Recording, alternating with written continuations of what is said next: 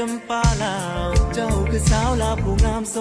ภางามน้ำใจใสปานเพชรล้ำค่ากิริยาท่าทีที่อ่อนหวานโอ้แก้วตา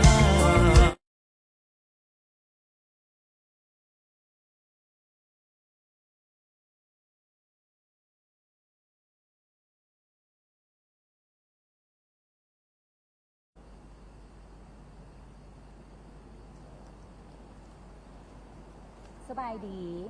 ดีท่านผู้ชมเนาะที่กำลังติดตามรับชมการสัมภาษณ์พิเศษมื้อนี้เนาะกับตอลีน่า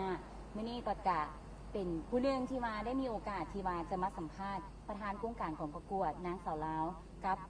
บอกเราหรือว่าหลายๆท่านจะได้รับรู้ข้อมูลเบื้องลึกหลายๆอันเกี่ยวกับเวทีนางสาวลาวประจำปี 2021 ที่หาประผ่านมานี่เนาะได้ยินมามี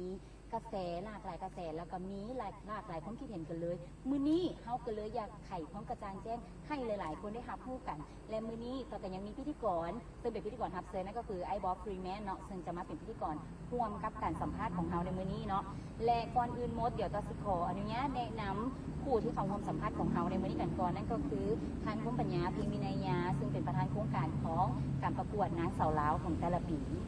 ที่เฮาจะได้เห็นกันหรือว่าเอื้อนสั่งก็ได้ว่าไอ้อาแรงพร้อมทั้งเรายังมีนางสาว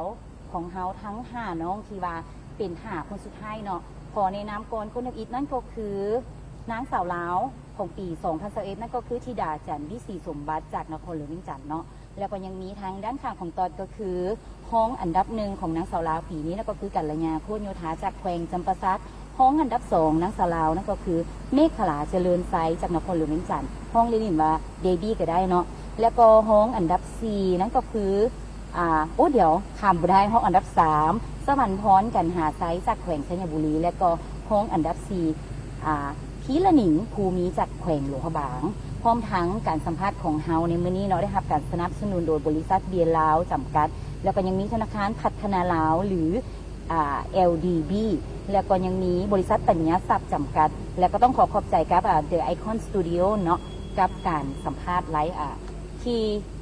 จะทำกันถ่ายทอดสดของเราในมื้อนี้อาจจะมื้อนี้แบบตื่นเต้นหน่อยนึงเพราะว่ามื้อนี้สิมีหลากหลายเลยที่ซีไข่ความกระจ่างแจ้งให้แต่ละคนเนาะเพราะว่าหลังจากที่ประกวดแล้วตั้งแต่มื้อประกวดแล้วก็ตั้งแต่เริ่มโครงการมานี่มันสิมีกระแสฮือฮามีหลากหลายความคิดเห็นพร้อมทั้งแนวคิดไอเดียใหม่ๆมื้อนี้ก็สิได้ให้ไอแรงเนาะซึ่งเป็นประธานโครงการเล่าให้เราฟังก่อนที่เราสิก้าวไปสู่ประเด็นของสังคมที่หลายๆคนถามกันเข้ามามื้อนี้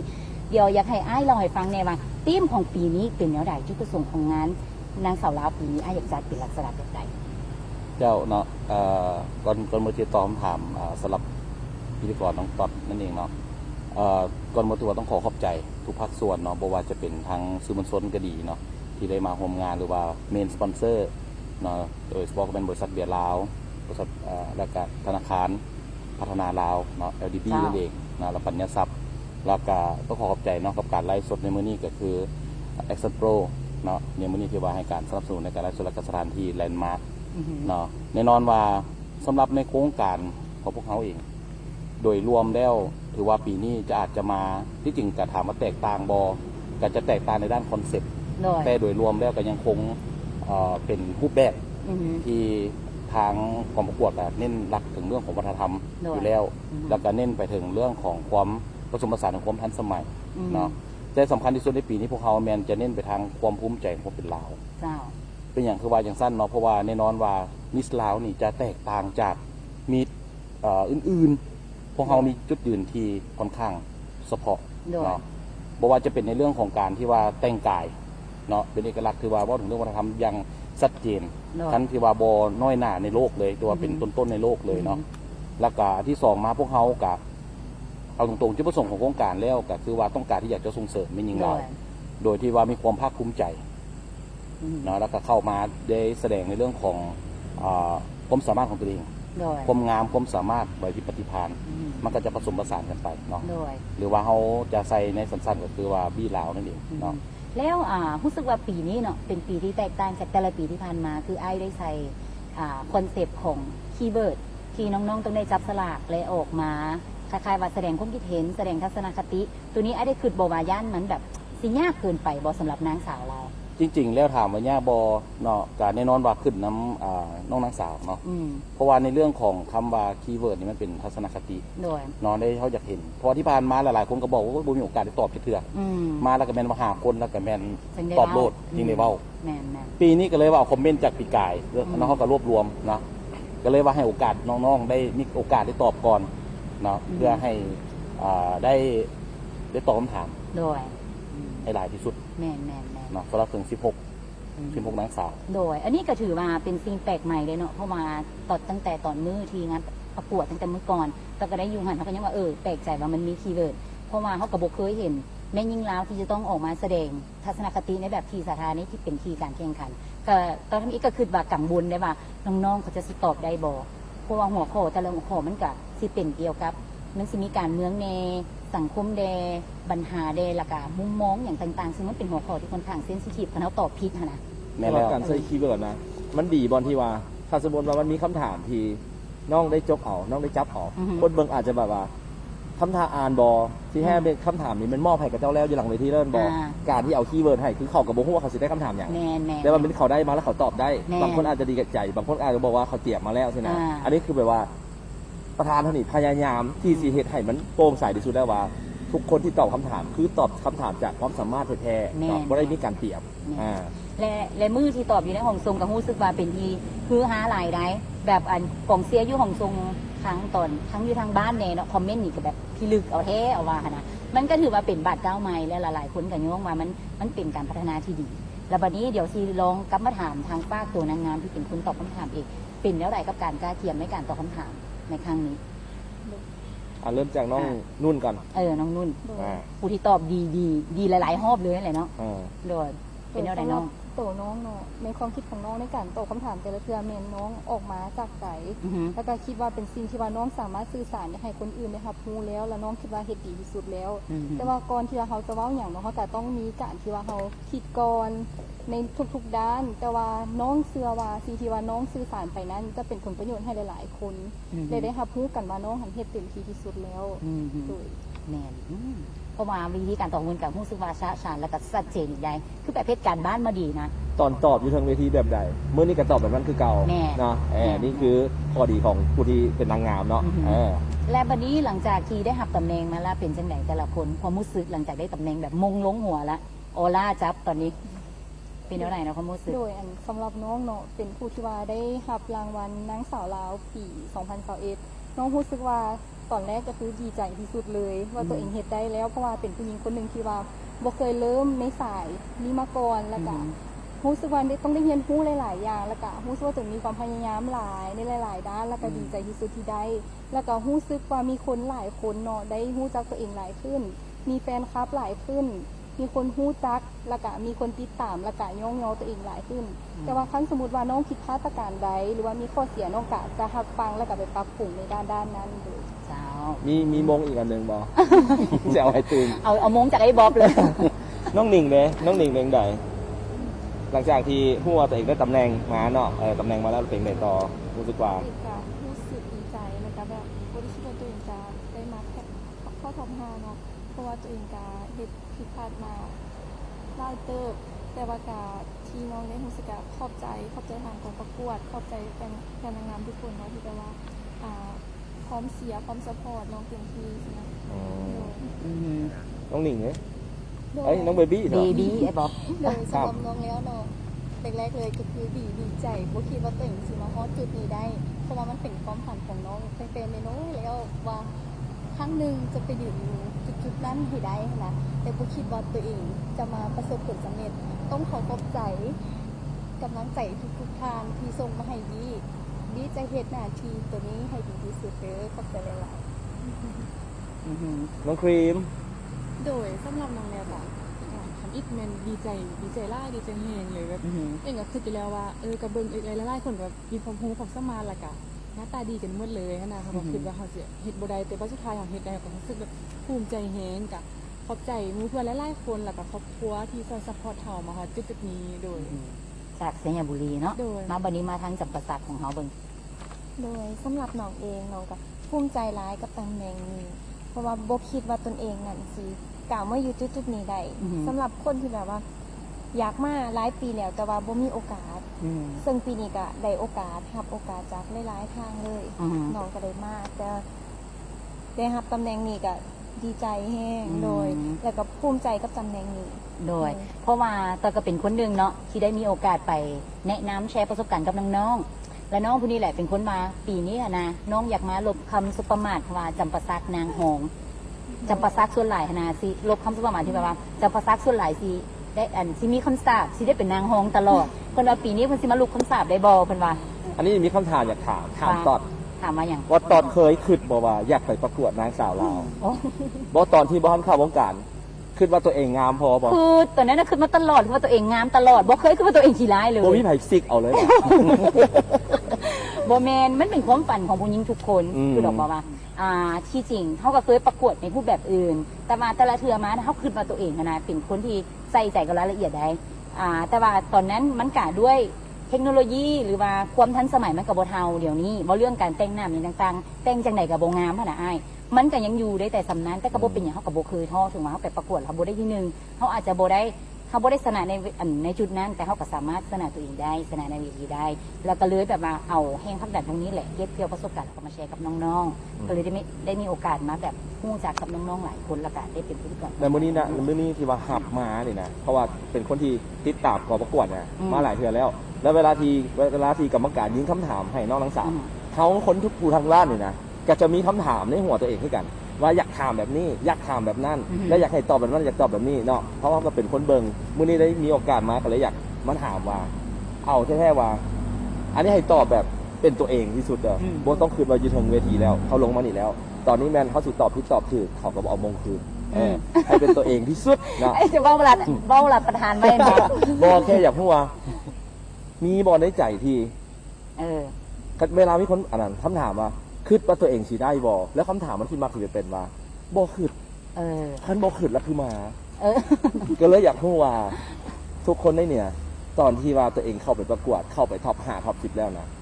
ในสมองอะคิดไว้บอกว่า จังใดแกะต้องได้เมืองเหนือให้ได้อันนี้ขอคนนี้ก่อน โดยสำหรับน้องเนาะน้องคิดว่าคันสมมุติน้องได้เข้ามาฮอตท็อป15แล้วแล้วโดยเฉพาะเป็นตอนที่ว่าประกาศท็อป5แล้วตัวเองได้เข้า น้องรู้สึกว่าน้องต้องเฮ็ดให้ดีที่สุดแล้วน้องก็คือว่าต้องอยากได้เลยเนาะเพราะว่าเป็นความภาคภูมิใจเพราะว่าเวทีนางสาวลาวเป็นเวทีแห่งเกียรติยศและก็ศักดิ์ศรีถ้าสมมุติว่าเขาพิสูจน์ให้หลายคนได้เห็นเนาะว่าเขาเฮ็ดได้เขาก็ต้องเฮ็ดให้ได้ อืม โดย เนาะไอ้ก้อนสิไปพูดนี้เนาะเขาจะบอกว่านี่คือคำตอบที่ถูกต้องเพราะมันจะมีบางคนที่ตอบว่า น้องบอกคิดว่าน้องสีได้ เขายั่วน้องมามันบุญบุญขึ้นไปทางเวทีน่ะอยากได้ใครก็อยากได้เบิร์ด แม่น เนาะเอาสำหรับน้องเลย เออ สำหรับน้องก็คือตั้งใจมาให้แท้เนาะแบบเตรียมตัวมา อืม คือน้องก็เฮ็ดเวียกบ้านมาหลายเนาะเตรียมตัวมาตั้งเพื่อเป็นปีนะตั้งใจว่าที่ลงประกวดมาซาลาพิซ่าในคอมมิตั้งใจแห่งละกันผมบางก็คือก็อยากได้เป็นวงซองให้เป็นเรื่องของบางแต่น้องได้เฮ็ดมาฮอดสุดซ้ำนี้น้องก็ภูมิใจแฮง มันดีที่สุดแล้วเนาะดีที่สุดแล้วไปที่น้องเวที โด เลย ย สำหรับน้องแล้วเมนเล็กๆก่อนจะมาประกวดเวทีนี้การเกี่ยมมา2 ปีก็ต้องคิดว่าต้องได้มุมใดมุมหนึ่งก็เอา แต่ว่า อืม พอเข้ามาแล้วมาเจอหลายๆคนมีทั้งความงามและก็ความรู้ความสามารถแบบเต็มแฮงแต่ก็เฮ็ดให้รู้สึกเพราะบางทีว่าตัวเองสิสามารถเฮ็ดได้บ่แต่จะสู้คนอื่นได้บ่นะแต่ก็บ่เป็นหยังแต่ก็พยายามว่าบ่ชนะใครก็ได้แต่ขอชนะใจตัวเองก็พอ น้องครีม โดยสำหรับน้องแมนเกี่ยมโตมาปีหนึ่งล่ะที่น้องคิดไว้เลยว่าที่น้องมานี่น่ะพ่อแต่เขาท็อป5ได้มงใดมงหนึ่งใน5น้องก็พอใจแล้วโดย เลย ผู้นี้เด้ผู้นี้เนี่ยอยาก มากกว่า คว้ามงเลยแหละ ฮะ เพิ่นอยากมาลืบคำสาปเนี่ย ลืบได้แล้วบอกลืบได้แล้ว ยังลืบบ่ได้เธอเพิ่นยังเป็นห้อง เอา อยู่ เหรอ เออ โดยสำหรับน้องแล้ว ความหวังมาแต่จำปาสักแห่งมีหลาย อืม ทุกคนเป็นแห้งเสียและกำลังใจหลาย อืม ถ้ามาถอบอในระยะมาถอว่าเฮาสิเฮ็ดได้บ่เกิดคำถามนี้ได้เลย อืม และการเก็บโตวนั่นก็สร้างแห้งกดดัน เพราะว่าเฮาก็บ่ได้เปล่งประกายในทุกๆมื้อ โอ้ บางมื้อเฮาบางเทื่อ ก็ เฮาจะ มอง แม่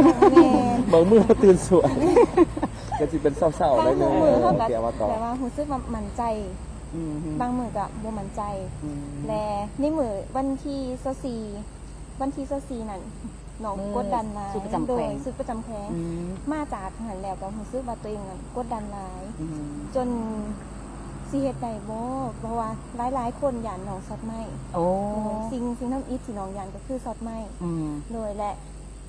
เสาร์วันที่หาจนน้ำตาไหลโทรไปหาแ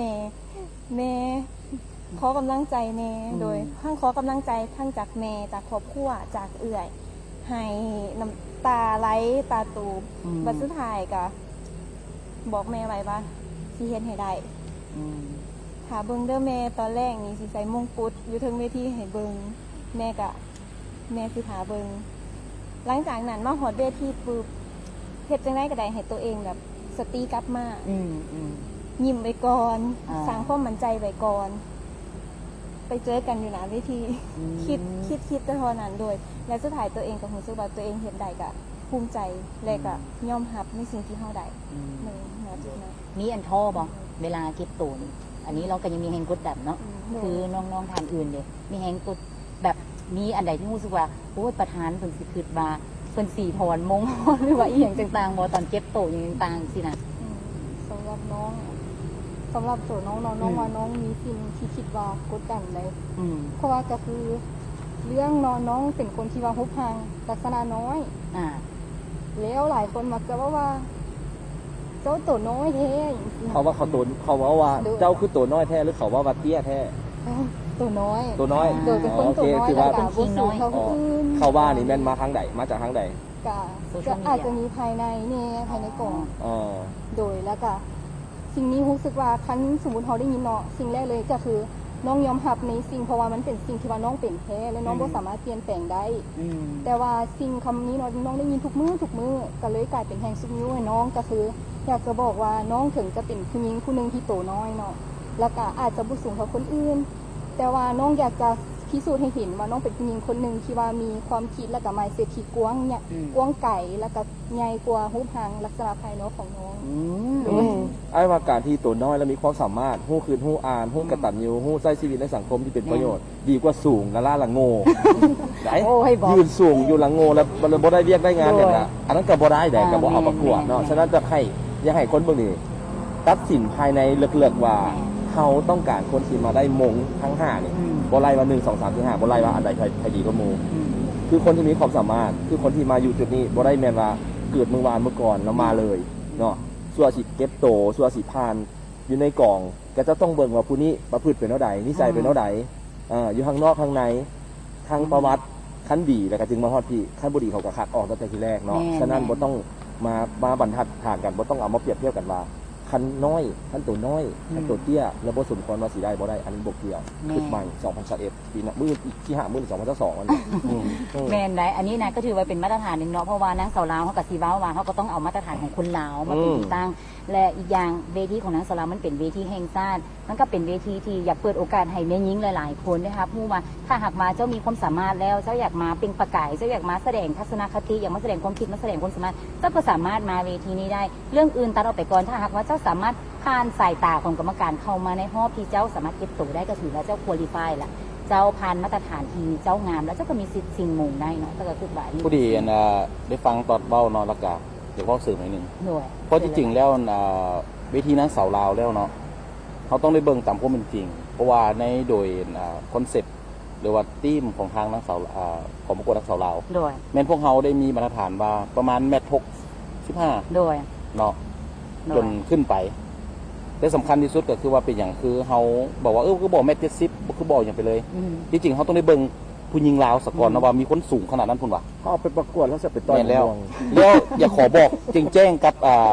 อยู่นี่เลยเนาะว่า พวกเขาบ่ได้มีเขาเอิ้นว่าบ่ได้มี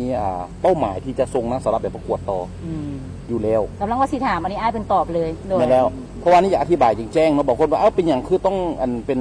คือเป็นเส้นกราฟนี่นะบางคนเนี่ยเนาะว่าคือบ่เพียงกัน ที่จริงแล้วมันบ่ได้เกี่ยวกับจุดนั้นเนาะที่พวกเขาเบิ่งเนี่ยพวกเขาจะพร้อมใช้อยู่ในที่ประเทศลาวอันนี้พวกเขาก็ได้ตกลงกันนำคณะกรรมการก่อนหน้านี้แล้วก็เฮ็ดมาหลายปีแล้ว อืม ตั้งแต่ปี 2018 อืม เนาะเพราะว่าพวกเขาเองต้องการที่อยากจะสร้างมาตรฐานด้วยตัวของเขาเองเขาจะไปสมเทียบกับเวทีอื่น อืม เนาะส่วนเวทีอื่นเรื่องของเวทีอื่น แต่สำหรับของพวกเขาแล้วอยากส่งเสริมเป็นยิงลาว อืม ต้องการที่อยากจะ เขาเรียกว่าเป็นแบรนด์ ambassador หรือว่าเป็นทูตทางด้านวัฒนธรรมทูตการศึกษาได้ทุกอย่างที่ว่าเขาสามารถที่จะเฮ็ดได้ช่วยเหลือถือว่านักสาวลาวมีส่วนร่วม อืม เนาะหลายคนบอกว่ามันคือบอก1.70 นี่ก็ได้ยินหลาย อืม ในใบของพวกเขาก็บอกอยู่แล้วว่า1.65 อืม เมตร65กับมาตรฐานคุณยิงงามคุณยิงลาว ที่จริงพวกเขาเนี่ยอยากใส่1.60 โดย เคยมีคนค้านเพราะย้อนอย่างเขากระเบิงบรรทัดฐานของมันยิงลาว อืม ว่าปัสกรเขานี่สูงส่ำใด อืม แมนบอ อืม คำว่าลูกซอดนี่ก็แคนเนาะ โดย ก็คือว่าที่สูงแน่ โดย บางคนมากันเลิศ1.80 ก็มีเนาะแต่อันนี้พวกเขาต้องการที่อยากจะสร้างเพิ่นว่าบรรทัดฐานอยู่ในของ ให้ เว ประเท ที ศ นางสาวลาวก่อนเพราะบางคนบอกว่าเป็นอย่างคือบ่ไปอินเตอร์เป็นอย่างคือบ่อันขึ้นไป อันนี้เป็นอันอื่นซะ อืม สำหรับนางสาวลาวแล้วในกองประกวดหรือว่าในใจข้าพเจ้าเองบ่ได้ไปเบิ่งต่างประเทศ อืม เราบ่ได้สนใจอีกว่าจะเป็นจังไดเฮานี่เอาภายในเฮาสักก่อน โดย เพราะว่าเฮากำลังรักษาหรือว่าเป็นหนึ่งเดียวเนาะหนึ่งเดียวเพราะเรื่องวัฒนธรรม โดย เพราะเวทีเฮาบ่ได้ใส่ชุดว่ายน้ำ อืม บ่ได้ชุดลอยน้ำ อืม เนาะของเฮามีวัฒนธรรมล้วนๆเว้าเรื่องความเสน่ห์ทุกอย่าง อันนี้คือเอกลักษณ์ของเฮา โดย เนาะอันนี้แม่นตอบคำถามให้เคลียร์กันในมื้อ อัน นี้ นี้ชัดเจนแล้วนะก็คือเมื่อนี้เขาต้องการคำตอบที่หลายคนตอนนี้กำลังเบิ่งอยู่แล้วก็มีคำถามในหัวเขาจะพยายามถามให้ได้บททุกข้อที่ทุกคนทางบ้านอยากถามเนาะที่อยากรู้น้ำกัน แล้วมื้อนี้ขอเว้านิดนึงเนาะ โดย ตอบพิมพ์เข้ามาเซพิมพ์ที่ต้องการอยากจะถามวันนี้พวกเขาสิมีเขาเอิ้นว่าน้ำดื่มไปลื่นคอให้ตื่มแต่ว่าคำถามที่แห้งๆคือใจ โดย เนาะ อันนี้บอสเปิดโอกาสให้บอสเปิดโอกาสให้คำถามแห้งๆเหมาะกับคนแห้งๆตอนที่ว่าก็เจ้าประกวดแล้วเราพิมพ์แล้วเขาบริอ่านของพวกเจ้านะแล้วพวกเจ้าใจขาดนะว่าเขาบริอ่านแล้วบริตอบนะมื้อนี้คอยให้โอกาสให้พวกเจ้าพิมพ์มาเขาคำถามที่รู้สึกว่าอยากถามแห้งจัดมาเลยเขามีอยู่50แกะสำหรับ50คำถามอะไรที่ถูกเลือกมาเขาจะส่งน้ำดื่มไปให้เนาะ น้ำดื่มหัวเสือ น้ำดื่มหัวเสือมินเนอรัลเนาะทั้ง ไหลคอ คนที่เป็น Facebook แท้ Facebook ปลอม ใช่ ส่งมาได้หมดพิมพ์เข้ามาเลยเนาะเดี๋ยวทีมงานเขาจะเลือกเอาคำถามที่ถูกใจ มาคำหนึ่งเนาะเธอ โดย ตอดใจสายงารู้สึกว่าหู้ในใจเนาะ รู้สึกอันอย่างก่อนที่ตอดเว้าหั่นนะเนาะเป็นรู้สึกว่าเป็นคำที่อันน่ะอย่างก่อนเมื่อกี้นี่นะบอกว่ามีเป็นเพอส่วนใหญ่จะเห็น Facebook ที่บอกอมตะเนี่ยก่อน Facebook อมตะ Facebook อมตะ โดย เฮาตั้งสื่อเนาะ มันก็เป็นอมตะ บอกเพราะว่ามันก็สิมีอันนี้มันก็เป็นมีบางคนบางบุคคลที่เป็นบุคคลที่บ่ประสงค์ออกนามก็เลยอาจจะสร้างแอคเคาท์ตัวนั้นขึ้นมา เพื่อยิงคำถามตรงๆได้ เพื่อที่ลุดแฮงกระแทกค่ะสมมติว่ามันเกิดอย่างขึ้นมามันจะบ่เข้าตัวแท้เสียมันสิมี Facebook บอกมาเป็นตัวกันก่อน ที่จริงที่จริงเราเอาไปดูเท่มาล้มกันโลด โอ้เขาสิไปกล้าเขา ฮะ ทุกมือที่เขาเก่งกับเก่งโบมีฮู้เขามีฮู้เขาสิไปเก่งคือบล็อกนี่ถือบล็อกตลอด โดย เห็นบ่ เอาวันนี้ อ่า เมื่อกี้ประธานเพิ่นเมาละสิถามประธานต่อเลย เพราะว่ามีหลายคนมักเมาว่า เป็นหยังมงลงแต่ละเทือนี่สิมีนครหลวงตลอด เป็นหยังต้องมีนครหลวงเชียงจันทน์มานำตลอด เอาตรงๆเนาะที่จริงพวกเขาบ่ได้คาดว่าเป็นมุงอยู่ เนาะ อยู่แข่งไหน หน่อย คือพวกเขานี่ โดยเพราะว่าตอนนี้อะนะเนาะปีนี้เนาะก็มีแต่30 คนพันบ่ได้มีครบทุกแขวงอีกอย่างเสีย นั่นล่ะ พันมาพันนครหลวงได้อีกละส่วนใหญ่ก็มีแต่นครหลวงก็เลยอยากให้อ้ายไข่เคลียร์ปมตัวนี้แหละ ที่จริงแล้วนี่พวกเขาก็ได้แถลงข่าวทุกคนอาจจะบ่ได้ฟังในมือแถลงข่าวเนาะ โดย ในสถานการณ์โควิด -19 แน่นอนว่าสิ่งสำคัญที่สุดก็คือ ปีนี้มันบ่คือสถานการณ์ทั่วไป อืม ทางกองประกวดเองยังบ่แน่ใจสำว่าสิได้จัดหรือบ่แต่พวกเขาก็ได้เฮ็ดบทเฮ็ดเขียนข้างในการเฮ็ดอย่างต่างๆ ทุกอย่างผ่านทางผู้รับผิดชอบคณะรับผิดชอบข้างในเนาะ อืม แน่นอนว่าในตอนที่ว่าเขาผ่านโครงการตอนนั้นกำลังระบาดอย่างรุนแรงพวกเขาก็ลุ้นกันอยู่เนาะว่าสิได้จัดหรือบ่ อืม แล้วสิมีมาตรการหยังในของคณะสปกินนครหลวงเวียงจันทน์ ด้วย เขาก็ต้องได้เบิ่งก่อน อืม หลังจากนั้นทางกองประกวดเลยตัดสินใจ ว่าจะไหนก็ต้องดำเนิน อืม บนน้อยก็ต้องเป็นใหญ่ อืม สองอย่างเนาะพวกเขาก็ปรารถนาแบบสั้น และสำคัญที่สุดปีนี้เป็นอย่างเจโบแมน40นักสาวย้อนจากว่าพวกเขานี่บ่สามารถที่จะไปแขวงนั้นได้ อืม เนาะพวกเขาเลยลดลงมาเป็น30เพราะว่ามันหนึ่งก็คือเว่าถึงเรื่องของงบประมาณหลายๆด้านสองก็คือเว่าถึงเรื่องว่ามันก็บ่เหมาะสมถ้าเขาจะเอา40นักสาวโดยที่ว่าบ่ครบแขวง อืม เพราะว่าที่จริงแล้วแขวงนี่ครบมานี่นะแต่บางคนนี่ก็ติดโควิด อืมโดย คือว่าเขาก็เตรียมพร้อมที่จะมาแล้วแต่ติดโควิดก็ได้ครอบ โดย เนาะและบางแขวงก็ล็อกดาวน์มาบ่ได้ก็ได้ครอบว่าปีนี้น้องเข้าบ่ทัน อืม และบางแขวงก็บ่ผ่านมาตรฐาน อืม คือไม่ถึงว่าปีนี้นะเป็นย้อมรับว่าเป็นปีที่ลำบากใจขนาดเลย เพราะว่าข้าพเจ้านี่อยู่ในวงการนางงามมานี่ประมาณเกือบ7-8 ปี อืม เนาะแต่ว่าตัวเองได้หัดเฮ็ดโครงการดังกล่าวนี่แม่น4 ปี อืม ที่ทางกรมบรรยายได้รับผิดชอบ อืม ปีนี้เป็นปีลำบากใจ เพราะแต่ละปีเขาเลือกคนงามเข้านี่ยากขนาดเว้าขอโทษเนาะ จนได้ขอน้องว่าโอ้ขอเชิญเข้าโครงการนี้เด้อเป็นบอก เขาบ่ แต่ปีนี้พวกเขาโพสต์มาตึมเลย อืม เพราะกับอึ้งเนาะบางเทื่อนี่ยังบ่ทันได้มีอย่างกับมีการแซกันละโดยที่กองประกวดยังบ่ฮู้เรื่องซ้ อือฮึ ำในประมาณนี้นะ โดย แล้วทุกคนก็เข้ามา แล้วพวกเขาก็เลยตัดสินใจว่า ปีนี้พวกเขาเปิดโอกาสให้ทุกแข่ง อือฮึ ถ้าว่าแข่งนี่ผ่าน5ก็คือเอา5ผ่าน1ก็คือเอา1คือโดยเขาเบิ่งบรรทัดฐานจักหยัง อืม แน่นอนนางงามก็ต้องเบิ่งหน้าตาสะก่อนอันดับแรก แม่นแล้ว แม่นบ่ งาม อันดับ2ก็ต้องบอกถึงเรื่องว่าโอเค เข้ามาแล้วสัดส่วนเนี่ยโอเคบ่สมคุณลักษณะบ่ โดย บ่แม่นข้าพเจ้าผู้เดียวที่ว่าเป็นคนเลือก อืม จะมีทั้งศูนย์กลางสาวหนุ่ม โดย ทั้งแผนกวัฒนธรรมเนาะทั้งกระทรวงมันก็ได้มาร่วมนำ โดย แล้วก็มีคณะกรรมการที่มาซักที่เฮาเอิ้นกันเข้ามา อือฮึ เพื่อมาเบิ่งน้ำกัน อือฮึ เนาะดังนั้นเลยก็เลยว่าปีนี้ก็เลยว่าเอา30ก่อนถ้าว่าจะสาวก็น้อยเกินไป อือฮึ เพราะว่ามันที่จริงนี่ล้มกับทางกองนี่น้ำทางทีมงานนี่เป็นเพียงแต่สาว25คนเท่านั้นได้แต่ว่าเลือกจริงๆมันบ่ได้บาทนี้คะแนนนี่แบบยังเสียดายหลายคนอยู่ ที่จริงว่าสิไป40คือเก่าแต่ว่าทางกองกับประกวดว่าโอ้มันบ่ครบแข่งขอเบรกไว้ก่อน อืม พอบ่ซั่นมันจะกลายเป็นว่าคือเว้าแหละทุกคนสิเข้าใจผิด โดย พวกเฮาบ่ได้มีเจตนาว่าสิเป็นนครหลวง อืม เฮานี่เปิดโอกาสเบิดคือปักเซมาสมัคร3เฮาเบิด3เลยเพราะว่าผ่านไปเลย อืม เนาะ บ่ได้ทั้งรวมสูงได้ทั้งผู้พังหน้าตา แม่นได้ทุกอย่างเนาะบางแข่งมาบัดนี้บางแข่งส่งมาอยู่ผัดยังเบิ่งแล้วบ่คัก อืม ถ้าว่าเฮาสิรับหูรับตาเอาเข้ามาสุดท้ายก็ฮู้แล้วว่าบ่ผ่าน อืม เพราะคนงามหลายแฮงปีนี้ อือฮึ เป็นปีที่คัดเลือกคนงามออก อืม บ่แม่นคัดเลือกคนงามเข้า โดย พวกเขาก็ลำบากใจยังเสียดายอีกประมาณเกือบ7-8คนที่ว่าเสียดายที่บ่ได้เอาเข้าในกอง เขาสามารถกลับมาประกวดในปี 2022 ได้ป่ะ ได้ที่จริงแล้วกติกาของพวกเขานี่บ่ได้จำกัด อือฮึ ถ้าเจ้าพร้อมเจ้าเข้ามาเลย ทุกปีเขาก็รับเขาเบิ่งแต่ว่าให้โอกาสนี่ประมาณ2เทื่อ อืม เพราะกาย2เทื่อไปแล้วพวกเขาก็ขอพักผ่อนก่อน และผู้ที่ได้3 4 5 สามารถมาอีกได้ป่ะ มาบ่ได้ บ่ได้ อันนี้คือว่าจะบ่ได้ โอเค อันนี้มันโดยรวมมันจะบ่ได้ แล้วเมื่อกี้เขาล้มเกี่ยวกับเรื่องการสร้าง Facebook ปลอมเพื่อมากดดัน อืม ผู้เข้าประกวดนางงามเนาะ อืม ก็เลยได้ไปยินเรื่องของผู้ดีมา โอ้ ก่อนสิมานี่เฮ็ดจากบ้านไหน ว่าเป็นเฮาได้เฮามาไหนนี่มีเรื่องเข้ามากดดัน อ่า อยากรู้ว่ามีสิ่งใดที่เฮ็ดให้น้องกดดันในตรงช่วงที่น้องกำลังสิเข้าประกวดในรอบสุดท้าย อยากให้น้องอ่ะน้องอันนี้เนาะ ให้น้องระบาย น้องอันนี้ มา เว้าดังๆเลย อยากฟังนำ โดยก็คือตอนนั้นตอนเขาประกวดเนาะเข้ารอบ16แล้วเนาะเขาก็มีความกดดันหลายก็คือว่าอุ้ยสิเฮ็ดได้บ่เป็นคนที่ ดังๆ เป็ เนาะ นคนที่ตื่นเต้น อืม เป็นคนที่ตื่นเต้นแล้วก็กดดันตัวเองแหงแล้วย้านมีความย้านเนาะย้านแต่ว่าย้านบ่ได้ย้านเฮ็ดย้านพลาดทุกอย่างเนาะแล้วก็มีแล้วน้องก็ได้มีโอกาสได้ตอบคำถามคีย์เวิร์ดแล้วน้องก็ว่าตั้งใจว่าสิตอบให้ได้ดีเนาะแล้วในคำตอบหั้นนะมันอยู่ในหัวเขาละเขาสิเว้าแม่เว้าบ่ได้แล้วก็แต่คำตอบน้องก็จะเป็นแบบนั้นแล้วก็มันจะมีแบบแหงกดดันมาเนาะแล้วพอดีน้องได้เข้าท็อป5ใช่ไหมได้เข้าท็อปมา5มาละ คือแรกๆน้องก็บ่ได้คิดว่าน้องสิได้เข้า เพราะว่าน้องก็เฮ็ดออกไปตามที่ทุกคนเห็นหั้นแล้วพอดีเข้าท็อป5ปุ๊บเพราะว่าใจน้องบ่เอาแล้วนะว่าย่าเถาะปีนี้บ่ได้ละเขาสิกลับมาประกวดใหม่หั้นนะแล้ววันนั้นมาละทุกอย่างน้องบ่เอาแล้วก็น้องก็ไปตอบท็อป5ทั้งน้องก็ตอบไปตามที่เห็นหั้นแล้วหลังจากที่น้องได้ประกวดมานะแล้วน้องก็ได้เจอที่อย่างหลายๆอย่างก็คือการที่แบบสังคมทางโซเชียล แล้วก็เป็นขับนางงามเนาะบางคนเขาจะก็ยินดีน้ำดีใจน้ำแต่ว่าน้องก็ได้เจอเหตุการณ์ที่แบบว่า ก็จะมีแฟนคลับนางงามที่เขาจะว่าติดตามน้องตลอดเนาะแล้วเขาจะโทรมาเว้าให้น้อง ว่า โทรมาว่าค่อยเสียเจ้าตลอดค่อยแบบเสียเจ้าตลอดค่อยติดตามเจ้าตลอดอยากซัพพอร์ตเจ้าแต่แบบเจ้าโตคำถามมันยังโง่แท้ โอ้ เจ้าถามแล้วเจ้าโง่ใช่ไหมแบบแล้วมือนั้นหลังจากได้มาให้ตั้งแต่เมื่อคืน จนแบบเศร้ามาก็ยังให้มันเขาก็อยากเฮ็ดเต็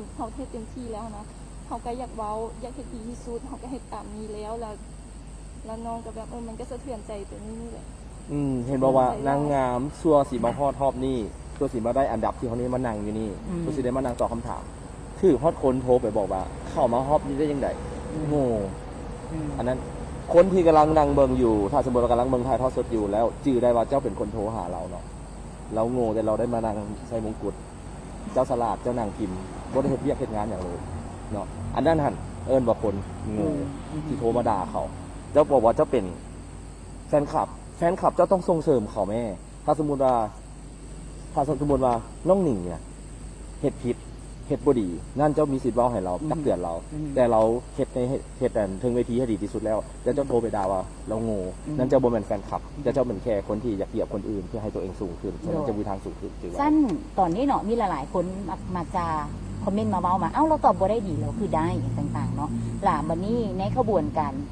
เก็บโตวเขาก็จะมีของนางสาวลาวนะก็จะมีตั้งแต่เก็บโตวถึงกระทั่งการเก็บโตวก็จะมีไปหาสปอนเซอร์อย่าลืมว่าเขาเจ้าเก็บคะแนนตั้งแต่ตอนนั้นมาเลยเขาเจ้าเก็บคะแนนตั้งแต่ตอนเบื้องต้นนั้นมามันบ่แม่นแต่ว่ามันประกวดมือเดียวเอาจังซี่เดี๋ยวขอให้ประธานเว้าให้ฟังได้ว่ามาตรฐานของการคัดเลือกของเฮาเลยนะเป็นจังไดทางภาคส่วนของกรรมการการให้รางวัลการให้คะแนนจังซี่นะเป็นจังไดอ้ายลองเล่าให้ฟังหน่อย ที่จริงดีเทลมันค่อนข้างจุกจิกหลายเนาะแต่ว่าคือได้บอกกับได้เว้าไปแล้วเนาะแต่ว่าสำคัญที่สุดของพวกเฮาแน่นอนว่าคันว่าวิธีนางงามเก่ากรมงามเป็นอันดับประดิษฐ์ตั้งต้น หลังจากนั้นพวกเราจะมาเบิ่งเรื่องของเขาเอิ้นว่าการเคลื่อนไหวของน้องๆเนาะหรือว่าการอยู่ในหมู่กองการประพฤติโตวทุกอย่างมันจะมีรายละเอียดหมดเลย นั่นก็เอิ้นว่าจะมีการเก็บโตวเนาะและต่อมาเบิ่งถึงเรื่องของการตอบคำถามเนี่ยจะเป็นส่วนหนึ่งซื่อๆเนาะแต่ว่าหลักๆมันพวกเราจะเบิ่งว่าเจ้ามีความพร้อมสำหรับเพราะในของเขามันจะมีห้องหลายห้องดำก็มีผู้ใดนะสาวห้องดำอย่างว่าน้ำตาตกผู้ใดพอเข้าไปนี่มันบ่แม่นไปย่องเด้เดี๋ยวอธิบายให้คนทางบ้านในห้องอะไรมันห้องดำเป็นห้อง นั่นแหละห้องดำนี่เขาเอิ้นว่าเป็นห้องที่ตักเตือนหลายคนนี่เข้าหลายรอบน้ำถึกก็คือว่าทุกท่านกับที่แม่นจะมีหลายคนเนาะโดยเฉพาะมันเลี้ยงที่จะต้องเอิ้นเข้าไปน้องนางสาวเนี่ยเขาจะเอิ้นว่าห้องดำต่อมาแล้วก็จะมีห้องเย็นห้องเย็นนี่เพราะว่าอย่างเพราะว่าเปิดแอร์ค่อนข้างเย็นแน่ก็เลยอย่างโบแมนเนาะแล้วเขาว่ายังไงว่าพวกเขาจะมีคำถามเจาะจิ้มซึ่งบรรดาท่านก็มีทั้งคณะกรรมการหลายท่านเนาะ10 กว่าท่านแต่อยู่ในแต่ละหอบเพื่อให้เบิ่งว่าเขาไปนี่ไปเติมคะแนนให้น้องๆและสำคัญที่สุดหลายคนอาจจะยังโบหูทุกครั้งนางสาวจะให้คะแนนกันเองนางสาวจะให้คะแนนกันเองโดยโบหูซึกโตแล้วสำคัญที่สุดนางสาวจะเป็นคนที่แสดงออกทุกอย่างแม่นขึ้นอยู่กับนางสาวเนาะเพราะว่าบ่ว่าจะเป็นทางด้านการตอบคำถามโดยการเบิ่งตัวเองแนวใดนางสาวได้ให้คะแนนตัวเองไปเทียมห้อยแล้วตัวนั้นเขาจะมีอยู่ส่วนหนึ่งประมาณอยู่ทั้งเบิดนี่ประมาณอยู่50%ส่วน50%ก็จะมาเบิ่งตื่มตั้งแต่มือการเดินนู่นนั่นนี่เนาะคณะกรรมการจะหลายหน้าวิธีบัดนี้เขาต้องเอาหน้างานเป็นหลักเนาะว่าเป็นจังไดแต่บ่แม่นว่าหมายถึงว่าการที่เฮาเว้าไปหรืออะไรต่างๆแล้วมันจะผิด 100% บ่แม่นสั้นคะแนนที่เก็บมาคือเฮาเฮียนนี่แหละเอาถึกลบเลยว่ะมาเสลียเอามาเสลียมันต้องเฉลี่ยใส่กันคะแนนมันจะชัดเจนและในการคณะกรรมการพวกเขานี่ถือว่าวิธีนางสาวลาวนี่จะบ่มีคำว่าฝากบ่มีคำว่าเด็กเส้นมันมีในทุกปีเลยประธานจริงๆแมนเพราะว่านอนอย่างก็สำคัญที่สุดนี่มันตัวนี้แหละมันเป็นปัญหาที่ว่าเขากับบ่สามารถที่จะลบความคิดนี้ได้เพราะมันก็มีหลายที่เขาเอิ้นว่าแล้วแต่สำหรับวิธีนางสาวลาวเองนี่นะทั้ง5น้องนางสาวโบเคยพูดจักกันมาก่อน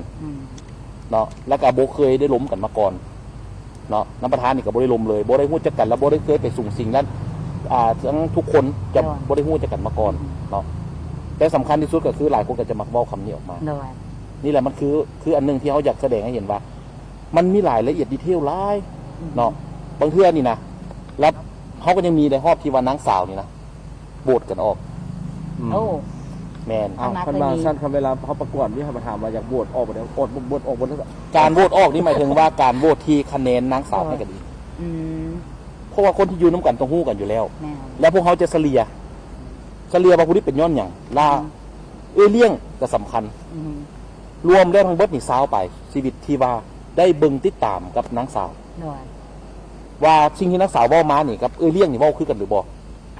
ทางเขาต้องมาประเมินเนาะโมเมนต์บอกว่าผู้นี้เว้าล่ะเขาโมเมนต์อย่างสั้นทุกอย่างมันจะมีองค์ประกอบหลายแห่งและบัดนี้เขาขอถามอันนี้แดงบัดนี้มาเขาก็เริ่มเข้าใจแล้วเนาะว่าภาพลักษณ์เป็นอย่างเขาจะมีการเก็บโตเพื่อเป็นการศึกษาเบื้องนิสัยใจคอการประพฤติอย่างต่างๆมันก็สิอยู่ในหันเนาะฮู้ความหลายฮู้ความน้อยความสามารถอย่างต่างๆมันสิเห็นกันอยู่บนนั้นและบัดนี้อยากขอถามอ้ายแดงพอมาแต่ละปีนางงามนี่นะอันนี้สมเทียบทั่วไปเลยเนาะโบเมนโบได้เจาะจงแต่ว่านางสาวลาวแบบว่าคือสมมตินางสาวที่เขาจะมาเก็บโตค่ะนะแล้วบางคนก็จะมีแบ็กกราวด์อย่างต่างๆมาก่อนที่ผ่านมานี่ทางเฮาได้มีการสแกนบ่ในจุดนี้เพราะบางเทื่อเนาะนางสาวนี่มาประกวดแล้วมันมีคลิปออกมาแล้วมีกระแสตัวนี้ออกมาและทางกองประกวดเขาได้มีการคัดเลือกมีการสแกนจุดนี้จริงๆพวกเขาก็ได้สแกนระดับหนึ่งหน่อยเนาะ ซึ่งว่าพวกเขาก็ได้มีการเบิ่งแต่ว่าแน่นอนว่ามันก็บ่สามารถฮู้ได้เบิดทุกเรื่องเนาะเพราะว่าบางคนนี่ก็ถือว่าบ่ธรรมดาในการที่เก็บไว้ แต่ว่าที่พวกเขาฮู้บ่ฮู้แต่บางเทื่อนี่มันก็ได้เบิ่งตามตัวจริงเนาะว่ามันขนาดใดเขาก็ฟังหูไว้หู นอกจากคนที่พ้นเด่นก็มีหลายปีที่นางสาวมาแล้วมันมีจังซี่ๆเฮาฮู้ก็ได้ล้มกันแต่ว่าเขาก็บ่ได้เปิดเผยอีหยังเพราะว่านี่มันเป็นสิทธิส่วนบุคคลเนาะเขาจะบ่ล่ำหรือว่าจะไปก้าวหาบ่มีเนาะอันนี้มันก็ถือว่าได้เบิ่งอยู่แล้วเนาะแล้วก็อีกอย่างหนึ่งเนาะที่หลายคนถามบอกว่ามันเกี่ยวบ่กับคนที่เขาเอิ้นว่าคนฟ้าหรือว่าต้องมีก่อนหรือว่าเพียบพร้อมมีการสนับสนุนอย่างเต็มที่ที่จริงแล้วนี่ก็อยากบอกว่ามันก็บ่ได้เกี่ยวคือกันบ่ได้เกี่ยวเลย ในกองประกวดขอแต่ตัวกับหัวใจความเขาเอิ้นว่ามาด้วยความปิติยินดีเนาะข้าพเจ้าถามตลอดได้นางสาวว่าได้คุ้มค่าอยู่ว่าคือว่ามาเวทีนางสาวลาวแม่นบ่ได้ถามทุกคนคำถามเดียว ทุกคนจะได้เจอคำถามใกล้ๆกันถามเลยว่าคุ้มบ่มันเสียเวลาเกินไปบ่ที่ว่ามาพอดูสถานการณ์โควิดกิจกรรมเขาจะมีหลายแต่ว่าเขาจะบ่ได้ไปเลยเพราะว่าเขาย่านเขาก็พยายามปกป้องนางสาวลาวอันนี้เป็นตัวหนึ่งจะถามน้องๆทุกคนแต่ว่าถึงว่าน้องๆจะตอบอาจจะแบบว่าความจริงหรือความจริงเขาบ่ฮู้แต่เขาฮู้ว่าโอเคเขาได้ถามแล้วก็บอกแล้วว่าเป็นจังไดอันนี้เป็นสิ่งสำคัญโดยบัดนี้อันเพราะว่ามาเข้าสู่ประเด็นนี้ปุ๊บเนาะอันนี้มันทางฝากผู้เข้าประกวดแล้วบัดนี้ทางฝากประธานเองเพราะว่าคันสิเว้าในก็ซ้ำเป็นอ้ายใหญ่เป็นพ่อเลยก็ว่าได้ที่มีลูกสาวหลายจังซี่นะมีคนมาเริ่มแบบมีข้อเสนอพิเศษให้บ่เพื่อว่าค่อยอยากให้ผู้นี้นิดนึงหรือแม้กระทั่งว่าโอ้สาวนี้นี่เป็นไปได้บ่ก็อยากกินข้าวน้ำจังซี่อันนี้เว้าโดยรวมเนาะเว้าเรื่องการนี่ตะกี้นี่ก็ค่อนข้างจะมีหลายแต่ว่าเอาตรงๆก็คือพวกเฮาเองนี่บ่ได้เบิ่งจุดนั้นและข้าพเจ้านี่จะบ่เกี่ยวเลยกล้าเว้าเนาะอันนี้สามารถถามน้องๆได้เลย ทุกปีถามได้เลยไปสืบไปถามเนาะข้าพเจ้านี่จะบ่ขอเกี่ยวข้องในเรื่องแบบนี้หรืออย่างต่างๆแต่ว่าในเรื่องของการกินเขาเป็นเรื่องปกติแน่นอนว่าในเรื่องแบบเขาเอิ้นว่าการพบปะสังสรรค์บางคนอาจจะเข้าใจผิดที่จริงแล้วเขาไปบ่ได้แม่นเจตนาอันใดมันก็ต้องมีการพบปะสร้างสรรค์อยู่แล้วเนาะแม่นบ่มันบ่แม่นว่าอยู่ดีๆมาแล้วเฮาจะบ่ได้พบปะกันเลยว่ะแต่ว่าพวกเฮาได้บอกน้องๆได้สอนได้เว้าแม่นบ่อ้ายเคยได้เว้าแม่นบ่ในเรื่องนี้เฮาได้บอกเฮาได้เตือนทุกอย่างแม่นบ่เพราะว่าข้าพเจ้าเองก็เป็นผู้ชาย 100% เช่นเดียวกันข้าพเจ้าเข้าใจในจุดนั้นโดยและบัดนี้แน่นอนประธานนี่คันสุฮู้ว่าเขาประธานบ่ได้แล้วบัดนี้มาถามน้องๆเบิ่งเคยได้มีผู้ใดแบบโทรศัพท์มาโดยกลุ่มเพื่อเสนอข้อเสนอต่างๆบ่เพื่อแบบย้อนว่าถ้าเป็นผู้หญิงคนยิงงามเลยอยู่ในสปอตไลท์มันอาจจะมีข้อเสนอที่บ่ถึงบ่ต้องจริงซี่นะอยากให้น้องเราให้ฟังเพราะเมื่อกี้ได้ยินมันมีน้องเบบี้นึงน้องเบบี้ก็หลังจากที่มงลงแล้วตำแหน่งมาแล้วเสียงโทรศัพท์แมสเสจมีเข้ามาบ่โดยสลายจะมีคนเขาดังๆให้ได้เว้าแข่งรถสลายจะเป็นคนแซดมาว่ามาเป็นแฟนไอ้บอไอ้จะซื้อรถให้คันนึงแล้วก็เงินหลังนึงค่ะนะแต่ความรู้สึกนี้แบบเบิ่งคือเฮาง่ายแต่นั้นพุ่นหวาสิซื้อรถซื้อบ้านให้พวกเราตกเก่าหันกันยังพรบ่เบิดเท่านั้นสิไปซื้อคันใหม่เขาล่ะโอ้เอานี่บ่สามารถซื้อเฮาได้ทุกอย่างเฮาบ่มีเกียรติแต่นั้นพูดหวาด้วยและนกก็รู้สึกแบบคือมันเฟลขนาดว่าเบิ่งคือเฮาง่ายแต่นั้นพูดหวาแต่เขากับบ่สุดเพราะว่าเขาบ่แม่นผู้หญิงแบบนั้นด้วยตอนนี้มันจะมีคำถามได้ข้อเสนอนี้ถ้าไม่ไอ้บ๊อบเด้เขาถามว่าไอ้บ๊อบอยากซื้อรถให้ก็ซื้อเลยเอาซื้อให้ก็เอาก็ให้ไปขอซื้อให้ก็เอาซื้อดีแล้วแล้วทีนี้ตอนนี้มันจะมีคำถามนึงจากทางบ้านที่ถามมาแบบน้องตอบไปว่าซื้อให้น้องบ่เอาเพราะน้องบ่เป็นผู้หญิงง่ายแบบนั้นแต่มันจะมีคำถามในใจเขาที่เขาเว้าเขาอาจจะถามเขาบ่ได้แต่เขาคือบ่เชื่อดอกแต่ในก็เอาเท่าแหละแค่มันค่อยๆกะเอาอันนั้นเจ้าเนาะคนทำมันคือบ่คือกันเนาะมันก็จะมีคนได้เป็นทั้งลบเป็นทั้งบวกฉะนั้นเขาบ่ต้องคิดไปว่าก็ต้องเป็นแบบนั้นหมดคำถามพวกนี้มันมีมาทุกปีหรอกและวันนี้ไอ้คำถามว่าได้ยินว่าแล้วใดได้ยินว่าแบบรู้สึกแบบใดที่เขาจะบอกว่าบ่งามสมที่1ซ้ำตอบได้บ่อันนี้ตอนลองตอบเบิ่งว่าเขามาฮอตจุดนี้แล้วแต่มันมีคนว่าให้เขาว่าบ่งามซ้ำบ่สู้ที่2ซ้ำคิดว่าแล้วใดสำหรับตัวน้องต้องคิดว่าผู้หญิงเขาทุกๆคนเนาะแม่นมีความงามที่แตกต่างกัน แน่นอนอยู่แล้วว่ามาการประกวดนางสาวลาวอย่างที่ประธานเพิ่นได้เว้าว่าเขาก็ต้องเบิ่งหุ้มทางหน้าตาก่อนที่ผ่านเกณฑ์ก็แสดงว่าเกณฑ์เขากับผ่านแล้ว แต่ว่าสิ่งหนึ่งที่สำคัญก็คือเขาต้องมีความสวยงามออกมาจากภายในว่ามันเพียงแต่ภายนอกนั่นแหละเป็นสิ่งที่คำว่างามที่แท้จริงสำหรับน้อง น้องก็เลยบ่ได้ใส่ใจกับคำเว้าที่ว่าหลายคนเว้ามาป่านนั้นเนาะน้องเพราะว่าน้องก็คิดว่าน้องเฮ็ดดีที่สุดแล้ว เพราะว่าคนเฮาทุกคนเนาะมีความงามที่แตกต่างกันโดย แล้วอยากรู้ความคิดของน้องครีมเนาะบ่ได้มีคนมีคำถาม ถ้าน้องครีมถึงคำถามไม่ได้ว่าบ่สมที่สิได้ที่หาซ้ำน้องครีมขึ้นวางได้ น้องก็จะแบบบ่ค่อยจะไปเส้นกับคำถามแบบนี้ปานใดเพราะว่าน้องบ่ค่อยจะเก็บมาใส่ใจนะน้องก็คือจะตัดปัญหาคือแบบบ่ส้นเลยว่าเฮาก็ต้องเชื่อมั่นในตัวเองว่าเฮามีความงามอยู่แล้วบ่ซั่นเฮาบ่มานั่งอยู่จุดๆนี้ได้ รู้สึกว่าคนผิวเข้มนี่นะคือน้องครีมเลยนะเป็นคนมั่นใจตัวเองสูงนะที่ดีสลายนะ อันนี้ คำถาม อันนี้ จากทางบ้าน อันนี้อยากเว้าเสริมอีกหน่อยนึงเนาะคันหาว่าเว้าถึงเรื่องของผู้ชายหรือว่าเบิ่งคณะกรรมการแน่นอนว่า ผู้หญิงแต่ละคนนี่ก็มีความงามที่โดดเด่นเพิ่นว่าโดดเด่นอยู่แล้วเนาะในแต่ละคน แต่ว่าความงามอาจจะแตกต่างกันเนาะบุคลิกจะแตกต่างกันก็เอกลักษณ์จะแตกต่างกันเนาะอันนี้มันสำคัญ และสิ่งหนึ่งที่ว่าบ๊อบได้ถามไปเนาะว่าถ้าน้องๆคือถามเบบี้เมื่อกี้นี่เนาะฮู้ที่ว่าสิเป็นเท่าใดไอ้เว้าจังไหนเนี่ยตอบดูว่าสิเกิดอย่างขึ้นถ้าสู่ไอ้ฮู้ให้ทุกให้ตอบให้เบบี้ตอบเนาะ โอ้ประธานครูป่ะนี่ โดยคือไอแรงเพิ่นเคยบอกมาเนาะว่าผู้ชายทุกคนจะมีแบบนี้อยู่แล้ว เพราะว่าผู้ชายเขาแต่ละคนมันต้องแบบ 90% สลาย โดยแต่ว่าผู้ชายบางคนก็บ่คือกันแม่นแต่ว่าไอแรงก็พยายามบอกว่าให้เขามีสติทุกครั้งเวลาที่มีคนเข้าหาเขาโดยและก็ถ้าจับได้ก็คือจะมีการปลดเลยโดย พูดตำแหน่ง แม่ แม่นเดียว บ่แม่นว่าเดี๋ยวเขาจะผิดเด้อว่าประธานบ่ให้มีแฟน บ่ได้หมายถึงขนาดนั้นเลยติอันนี้ต้องแปลความหมายมันอันนั้นดีก่อนว่าโอ้ประธานคือมาห่วงอย่างประธาน เขาเจ้าขึ้นเขาขึ้นอยู่ แม่นบ่ เขากำลังขึ้นอยู่ว่าห่วงเอง กัน เอาไว้เอง บ่อยากให้คนมาจีบมาลมย้อนว่าตัวเองอยากเอาไว้เองมันมี แม่น มันมี แน่นอนว่าที่ในเป้าหมายของเขานี่แม่นว่าใน1 ปีเขาก็อยากให้น้องๆได้มีเขาว่ามีเจตนาเพราะว่าเขาได้ล้มกันก่อนหน้าอยู่แล้วว่าทุกคนที่ว่าผู้ใดที่ได้เขาก็ต้องการจะให้โฟกัสหรือว่าให้ตั้งใจแล้วอย่าเฝ้าเรื่องอื่นเข้ามาเกี่ยวข้องในระยะ1 ปี โดย เนาะส่วนมาหลัง1 ปีไปหลังจากลาตำแหน่งกันแล้วก็ว่ากันเนาะแต่ว่าในระยะนี้ก็คือเอาบ่ได้ให้ห้ามว่ามีแฟนได้ โดย แต่ว่าหมายถึงว่าคันเฮาไปอันน่ะเป็นที่2ที่3ไปเฮ็ดจังไดสมมุติจังซี่นี่นะ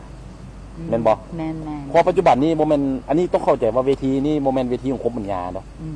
คมปัญญาได้รับหน้าที่เบิ่งแยงสร้างกฎเกณฑ์สร้างอย่างขึ้นมาดูแล้วเนาะอันนี้พวกเราก็ได้ชัดเจนกันแล้วเนาะเนาะและสำคัญที่สุดคือพวกเราเฮ็ดจังไดเพื่ออยากรักษาคำกับสโลแกนของพวกเราไว้ โดย สโลแกนของพวกเราก็ทุกคนฮู้อยู่แล้วว่าในใดจื้อกันอยู่บ่เว้าพร้อมกันนี่ดู ว้าหรือไอ้แซ่บว่าพร้อมกันเลยบ่ะ แม่นจื้ออยู่บ่บ่จื้อก็สิได้ขอ ต้องเห็นได้เบิ่งว่าต้องเห็นได้เบิ่งว่าที่เข้ามาปรากฏเชิญกันมานี่จื่อบ่ เอา บ่ เดี๋ยว นั่นแหละ นำน้องข้อสามว่าพร้อมกันได้บ่ นะ เด้อ 1 2 3 เวทีสาวลาวเป็นเวทีแห่งเกียรติยศ เด็กได้อยู่ไปว่าจือบ่ทุก และ คน ความภูมิใจของแม่ยิงลาว เนาะแล้วบัดนี้พอดีมาเว้าตัวนี้เดี๋ยวสิอันนั้นเมื่อกี้เห็นทาง โอเค ผู้ชมทางบ้านเนาะก็จะเขียนมาว่าเอ้าเป็นอย่างพิธีกรซ้ายคือถามอย่างซั่นมาอันเป็นอย่างคือจังไดว่าผู้ที่1บ่งามเท่าผู้ที่2แล้วเพิ่นคล่องใจประชาชนก็ต้องคล่องใจว่าเอ้าเป็นอย่างพิธีกรซ้ายคือถามอย่างซั่นเนาะอันนี้อยากบอกว่ามันเป็นคำถามจากทางบ้านหรือว่าเป็นคำเว้าซุปเปอร์มาร์ทของบางกลุ่มคนล่ะมื้อนี้เฮาก็เลยมาให้นางงามที่เจ้าโตที่ถูกประสบนะได้ฟังคำถามเหล่านั้นน่ะได้ตอบอีกเนาะ คนที่สงสัย อืม คำถามที่ว่าถามว่าบ๊อบเป็นอย่างคือถามว่ารู้สึกยังไงที่เขาบอกว่าที่1บ่งามส่วนที่2ที่2บ่งามส่วนที่1ในตัวเจ้าเองเจ้าก็ต้องคิดอยู่แล้วว่าภายใน5คนนี้เบอร์นี้งามกว่าเบอร์นั้นเบอร์นั้นงามกว่าเบอร์นี้นี่คือคำถามที่ข่อยเฮ็ดยักบ้านมาแล้วมาถามเพื่อให้น้องๆได้ตอบ แต่บ่แม่นคำถามจากข่อยเนาะฉะนั้นแล้วแต่ทัศนคติเนาะก็บ่เป็นอย่างเรื่องรถทัวร์เนาะเฮาก็มักขี่อยู่ โอเคเอาว่าเป็นอย่างวันนี้มาอ่านขอถามท่านประธานเนาะเพราะเป็นคำถามที่แบบรู้สึกว่าเป็นแฟนนางงามผู้หนึ่งที่เขาเจ้ากะอยากถาม อยากถามมาตลอดว่าเป็นหยังแขวงสารวัตรนะในอนาคตนี่นะก็สิได้มีสิทธิ์เข้ารอบ5คนบ่เป็นหยังสารวัตรจึงบ่ได้เข้ารอบ16คนในปีนี้ จริงๆแล้วเนาะอยากเฮียนอันตามตรง เพราะว่ามันจะมีคะแนน อือหือ เพราะว่านี่ต้องเข้าใจด้วยว่าข้าพเจ้านี่เป็นประธานบ่ได้ลงคะแนน อืม เนาะแต่ว่าเป็นเพิ่นว่าเป็นคณะกรรมการกลางอีกครั้งหนึ่ง อือหือ และการตัดสินใจนี่จะแมนทางคณะกรรมการเนาะที่ว่าได้ให้คะแนนลงไป อือหือ ที่จริงแล้วนางสาวนี่คือว่าเกือบว่าจะสู่สีกันทุกคน โดย แต่แน่นอนคือข้าพเจ้าว่าแหละจุดเด่นอยู่ใส่ อืม บางคนงามแต่อย่างที่มันเป็นคล้ายๆเส้นแบบนี้เนาะท่านผู้ชมเบิ่งจะเป็นเส้นแบบซื่อแบบนี้เลย แบบนี้เลย งามเบิ่งบ่มีพิษมีภัยเบิ่งแล้วงามสง่าแต่บ่มีอย่างตื่นเต้นเลย อืม แบบโพอย่าลืมว่านางสาว30คนนี่นะมีจุดเด่นเขาต้องเบิ่งว่าผู้ใดที่ว่ามีจุดเด่น เราต้องเด่นกว่าหมู่อีก แมนพวกคุมงามทิ่มกันบ่ลง โดย แต่เขาจะบ่ลงจุดเด่นคืออย่าง อือหือ จริง ๆ แล้วบ่ได้เกี่ยวกับแข่ง อืม สารวัตรหรือว่าบ่เกี่ยวกับแข่งอื่น อือหือ ๆแต่ว่าสำคัญที่สุดนะถ้าว่านางสาวที่เข้ามาแล้ว มีจุดเด่น อือหือ เนาะคือว่าพ้นเด่นให้กับทางกอง อืม ได้เห็นหรือคณะกรรมการเห็นก็ได้เข้าทันที โดย เพราะว่าคะแนนนี่นะยอมรับเลยว่าปีนี้นะสู้สีกันหลาย อือหือ สู้สีกันหลาย จนคณะกรรมการเจ็บหัวกับจมตั้งแต่แรกเลยว่าเจ็บหัวในนอนปีนี้ อือหือ เพราะว่าทุกอย่างงามแบบงามมาเพียบพร้อมทุกอย่างเลย โดย ทุกคนเตรียมตัวมาดีแฮง นะ จนคณะกรรมการต้องได้เบิ่งดนๆว่าแนวใดแนวใด เอาหนึ่งอยากหัวาเตรียมตัวมาดีบอขอตอบคำถามนี้คำถามที่เขียนคำว่าเนาะอยากให้สวรรค์พรกันหาไซภาษามืออีกครั้ง อ๋อ อ่ะ อืม ยืนขึ้นเฮ็ดให้เบิ่งว่าเขาบ่ได้เตรียมตัวมาแบบว่านี้มามีคีย์เวิร์ดให้แล้วเนาะเขามาแบบสดๆอันนี้ก็เจ้าอยากเห็นความสามารถของน้องว่าน้องใช้ภาษา โอ มือ เคเลย อันนี้ให้ประธานเป็นคนเล่าคีย์เวิร์ดไป แล้วให้น้องเฮ็ดเป็นภาษามือให้ ไอ้ายลองเว้า บ้านเบิ่ง โอ้น้องสามารถใช้ภาษามือได้เลยเป็นบ่ บ่ได้ว่าใดเลยน้องใดใส่แบบเกี่ยวกับว่าเรื่องโควิด19โดย อ๋อ แบบว่าดลงค์เขาจะแบบ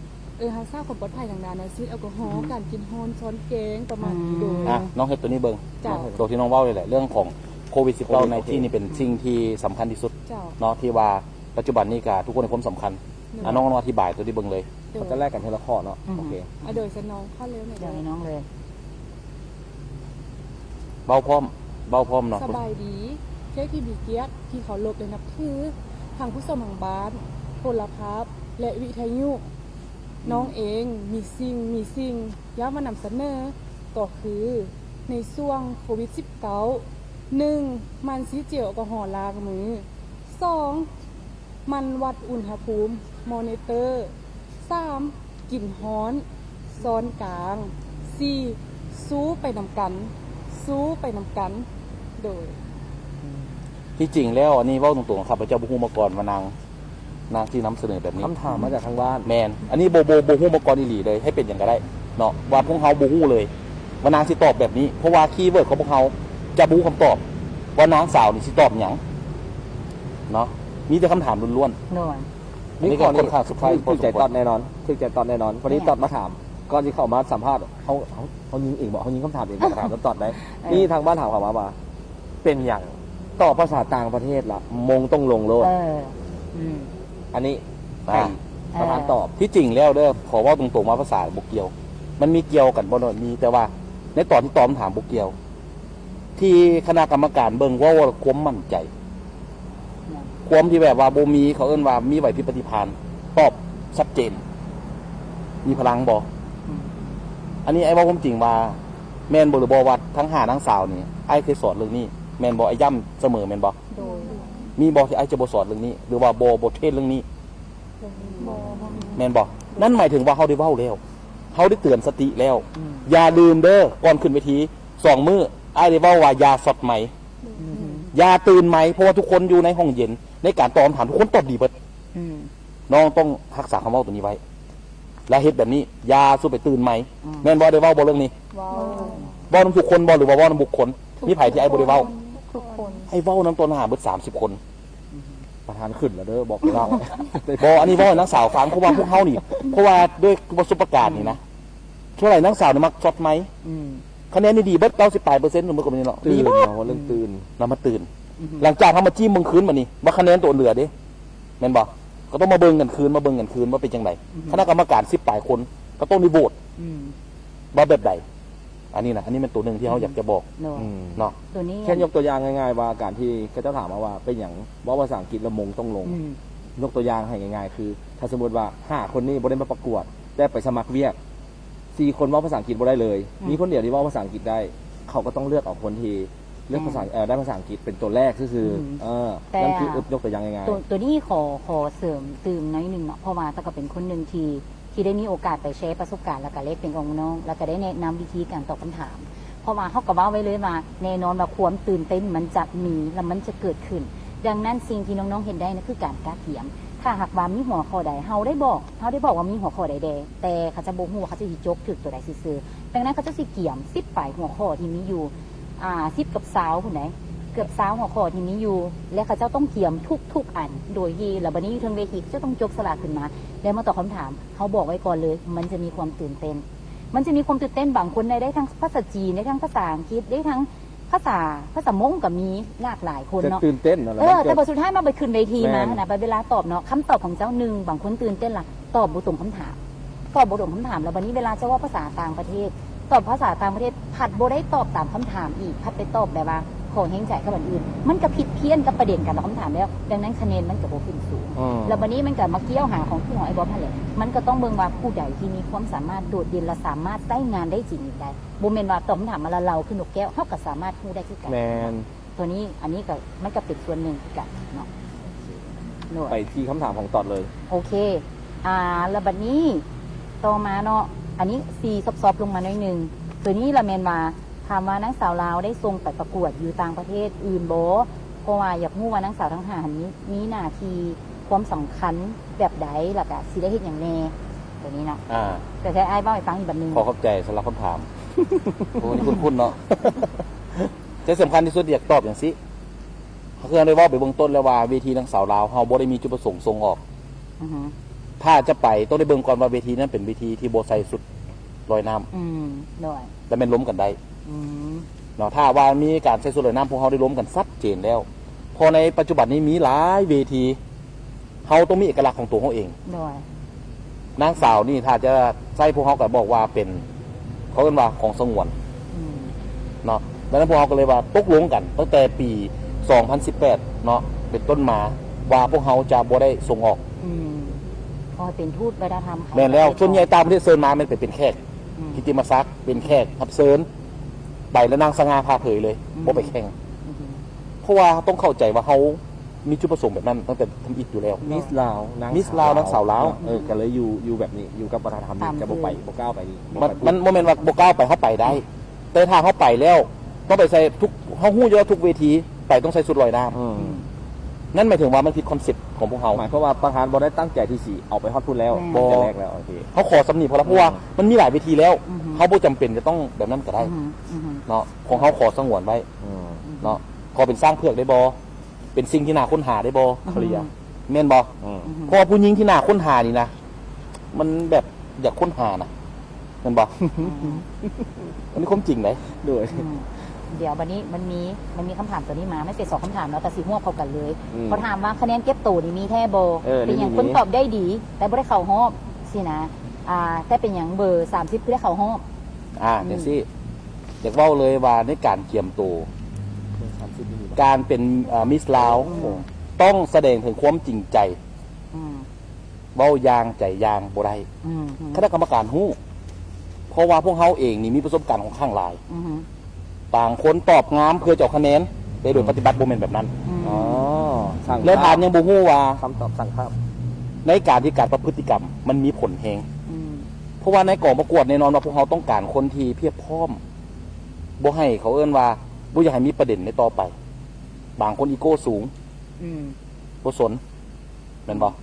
ก็มีหลายประเด็นขึ้นมาหลายอย่างอันนี้เว้าโดยรวม อืม ซึ่งมันมีหลายประเด็นอีหลีข้าพเจ้าบ่อยากจะพาดพิง ถ้าจะมีข้าพเจ้าเว้าได้เป็นบุคคลเลย ทันทีนั่งทางเลี้ยงพี่เลี้ยงใครคะแนนเต็มทางคณะกรรมการเห็น แต่ว่าเฮาบ่อยากคิดว่า อันนี้มันขึ้นอยู่กับการให้คะแนนพวกเฮานี่ไปให้คะแนนนักสาวบ่ได้ไปตัดคะแนน อืม เบิ่งว่าผู้ใดเพราะว่าอย่าลืมว่าปีนี้นะเฮาลำบากใจ ทุกคนงามเบิดทุกคนนี่นะบ่เป็นตาที่ว่าจะได้ข้าพเจ้าใจแท้อยากเฮ็ด30 โมงเด้ เนาะมันแล้วซะ แจกสาม อืม กับพิษกันเนาะคนเมืองเนาะพิษกันเนาะบ่อย ปีน้ำอิฐ แจกห้าร อที่ข้าพเจ้าเห็นเนาะเวทีนางสาวลาวเป็นปีเป็นเวทีน้ำอิฐที่เฮ็ด5 โมง อืม เป็นหยังจึงเฮ็ด5 โมง อืม ตะกี้เฮ็ดโมงหนึงข้าพเจ้ารู้สึกเสียดาย อืม เสียดายถึงความสามารถของน้อง โดน ๆทุกคนนะ5 คนนี้นะเกือบว่าโอเคใส่การคือว่าในการในสังคมเป็นทูตประทับอย่างได้เบิดจะมีพลังกลัวทางมีทั้ง5 ทั้งสาว โดน และยืนประกบเนาะทรงพลังเป็นทีม แล้วข้าพเจ้าก็เลยเป็น3 โมงในปี 2018 แต่ก็ยังเสียดาย2 คนอยู่ อืม ก็เลยจัดมาเป็น5 โมงเลย โดน เพื่ออย่างเพื่อว่าทุกคนนี่นะมีคุณค่าแมนบอว่าพวกเขาก็เคยล้มกันเนาะก็ล้มน้องๆว่าทุกคนน่ะ คุณค่าคือกัน อืม บ่ให้คืดอันอื่นเพราะมันเป็นไปบ่ได้ในโลกนี้ ที่จะมีโมงใหญ่5 โมง อืม อืม แต่ข้าพเจ้าได้เฮ็ดแล้ว อืม มีโมงน้ำกัน5 คนแล้ว โดน ผมมาขอเป็นมิสนางสาวลาว อืม เป็นนางสาวลาว เป็นรูปแบบ มิสลาว รูปแบ นี่ บเป็นธีมแล้วก็เป็นคอนเซ็ปต์ แม่นคอนเซ็ปต์เขา ขึ้นมา แล้วเ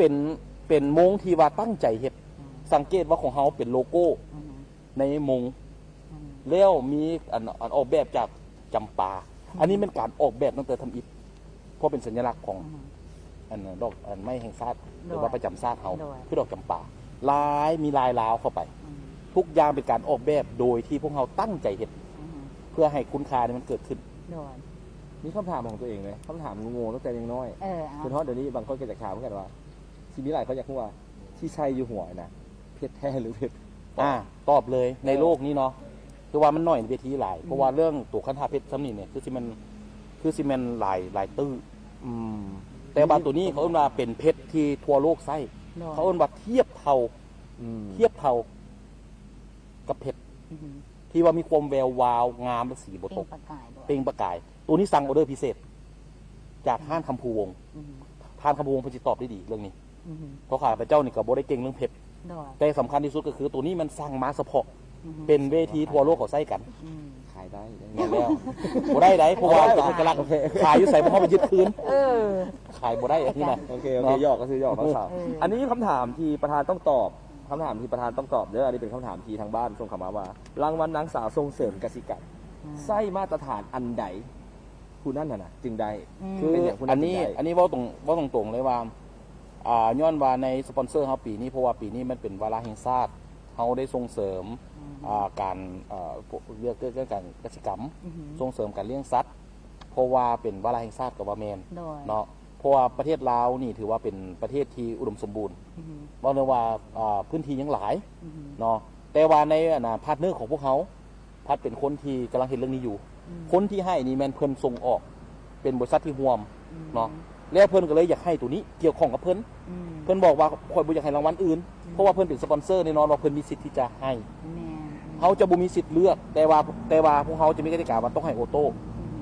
ก็คือ1-2ก็ล้มกันตั้งแต่บิดแล้วว่าให้เพื่อจะได้ไปสานต่อเรื่องนี้ อืมอืม เนาะประมาณนี้นะเป็นแบรนด์อัมบาสเดอร์เนาะหรือว่าเป็น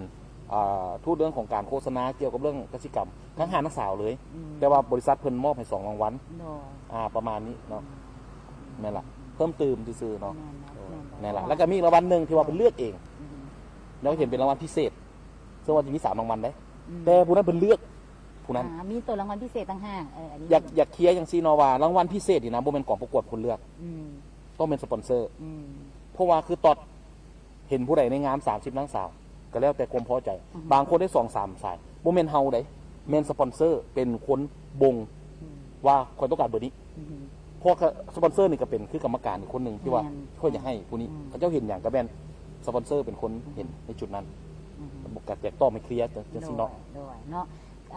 ผู้สึกว่ามีหลาย ๆคำถามเข้ามาเลยเนาะแล้วมันก็มีบางคำถามที่เขาก็ได้ตอบไปแล้ว แต่ก็ยังถึกมาถามอยู่ใน Facebook เนาะเขาก็อยากให้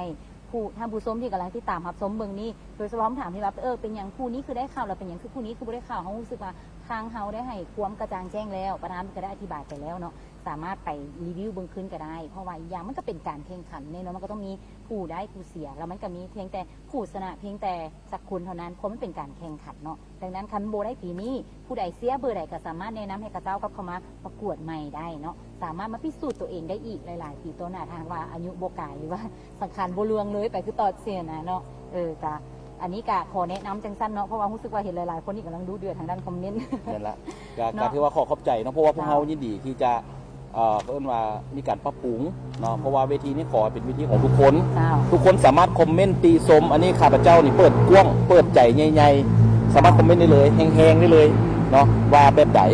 เพื่อว่าให้เคลียร์ให้ชัดเจนเพราะว่าข้าพเจ้าเป็นครั้งทำอิฐแน่ที่ว่าได้มาเปิดในการอบรมแบบนี้ อือฮึ เนาะในปีที่ผ่านมาจะมีคำถามค่อนข้างหลายแต่ข้าพเจ้าบ่ได้มีโอกาสได้ตอบเนาะ อือฮึอ่ะวันนี้เฮาสิคนความแหงลงน้อยหนึ่งเดี๋ยววันนี้มาถามความหมายก่อนเพราะว่าหลังจากที่พวกน้องได้ใส่สะพายมาแล้ว อยากรู้ว่ารู้สึกว่าใส่สะพายกับมงกุฎนี่นะมีความสำคัญกับชีวิตของตัวเองจังใดอืม มันที่เปลี่ยนไปแบบใดนับต่อจากนี้ มัน จะ ได้ เห็น ให้ ตั ตัว ว แบ เอง บใด เปลี่ยนไปหลายจังใดอ่ะ เริ่มจากฟังนั้นมาก่อนก็ได้ เริ่มจากน้องกวาง เลยสำหรับหนูแล้ว การทีได้มงกุฎ อืม ได้ไซส์สะพายมันเห็นชีวิตหนอกเปลี่ยนหลายต่างจากเก่า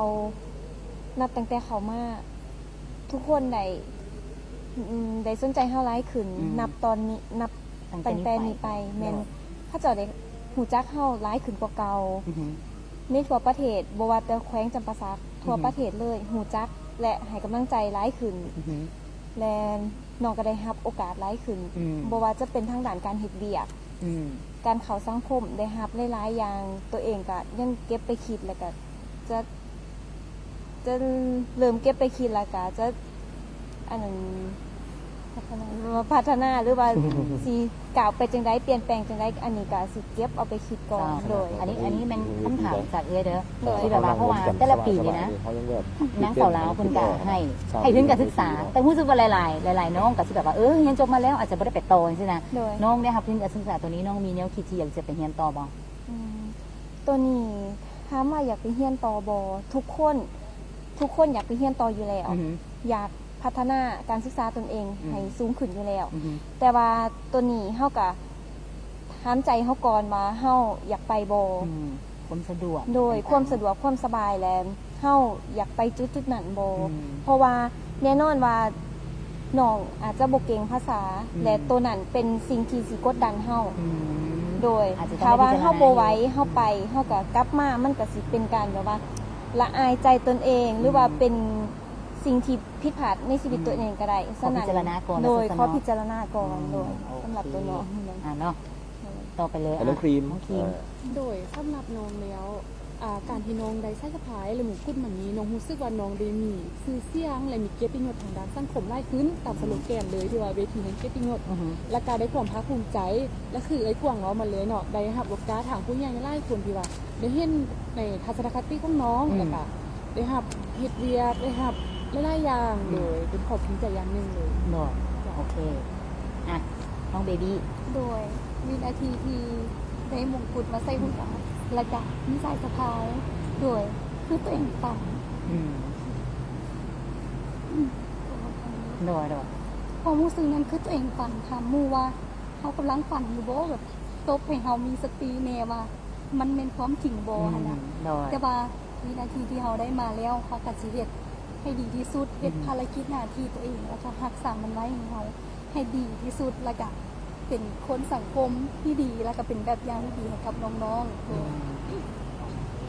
ๆ โดยสำหรับตัวน้องเองเนาะก็คือ ดังๆน้องหนิง รู้สึกว่าภูมิใจเพราะว่าเฮาความฝันเขาเลยว่าเฮาอยากได้มงกุฎอยากเป็นหนึ่งในนางสาวลาวอยู่แล้ว และคือน้องได้ก็คือหนึ่งน้องได้รับโอกาสดีๆคือหมู่เว้าเนาะและสองมาก็คือสามารถต่อยอดให้น้องคือการใช้ชีวิตการเป็นอยู่และก็การไปแล้วก็สามารถให้น้องได้เฮ็ดเวียกต่อไปได้คือน้องก็เฮ็ดเวียกอยู่ในวงการบันเทิงมันก็สามารถให้น้องมีจุดยืนจุดหนึงและอันนี้ก็เป็นการันตีว่าน้องก็มีความภูมิใจและก็น้องก็ดีใจที่แบบเป็นหนึ่งในนางสาวลาวและเป็นแบบอย่างให้ที่ดีแก่แม่ยิงลาวเขาทุกคนแล้วน้องก็ที่ปฏิบัติหน้าที่ตนเองให้ดีที่สุดโดย งามเราถ้าให้กันแห้งนั่งเบื้องหน้าแต่ละคนน่ะเบื้องอยู่นี่นะแห้งเบื้องแห้งงามกันอยู่ในโทรทัศน์อีก อืม แบบเบื้องตอนที่เขาถ่ายทอดสดบางที่นะ น้อย นั่งเบื้องว่าอ้าวผู้นี้เป็นผู้ใดตัวแท้งามก่อนเบิดในโทรทัศน์ก็ทุกคนเลย มาซูมเบิ่งใกล้ๆ แม่ รถ ซู ตอน ม นี้ มอง นะ ใกล้อ่ะต่อไป โดย น้องนุ่น สำหรับน้องเองแฮงได้รางวัลนางสาวลาว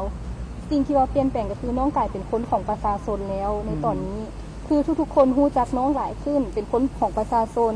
แล้วเวลาที่ว่าเขาเฮ็ดอย่างลงไปเนาะหรือว่าประพฤติอย่างต่างๆก็คือเขาต้องมีความรับผิดชอบหลายขึ้นแล้วก็มีสติหลายขึ้นเพื่ออย่างเพราะว่าเขาเป็นแบบอย่างบ่เป็นเพียงแต่ผู้หญิงแต่ว่าเขาเป็นแบบอย่างของคำว่าแม่หญิงลาวเขาเฮ็ดอย่างเขาก็ต้องมีสติมีความรับผิดชอบและเป็นตัวแบบให้ทุกๆคนนั่นแหละเป็นสิ่งที่น้องคิดว่าเปลี่ยนแปลงหลายจากน้องแต่เก่าโดย อยากหู้ตอนที่สิประกาศอันดับหนึ่งแล้วยืนจับมือกัน2 คน เนาะ เออ เขาก็อยากได้เขาก็อยากได้ความรู้สึกที่ทรงหากันผ่านมือตอนนั้นนะที่ได้เบิ่งตากัน หลายคนสิอยากรู้ว่าในใจคิดอย่างกับอีกตรงคำหนึ่งอยากรู้ว่าทรงคำเว่าอย่างกันไป ตอนที่ก็จะบอกว่า ได้แก่อ่า น้องว่า ให้รู้ตอบก่อน สำหรับน้องเนาะตอนที่ว่าจั เอา บ ความจริงเด้อ ความจริง ก็เจ้าหู้ไหนเขาเว้าตัวน่ะ ด้วย โอเค ความจริงของน้องเลยแมนตอนนั้นแมนสมองน้องแบบแรงเลยขึ้นอย่างบ่ออกในหัวตอนนั้น แบบเบิ่งอย่างกับมัวไปหมดแต่ว่าในใจขนาดโอ๊ยก็อยากได้อยากได้ขอให้ได้สักพอตัวเองก็พยายามเต็มที่แล้ว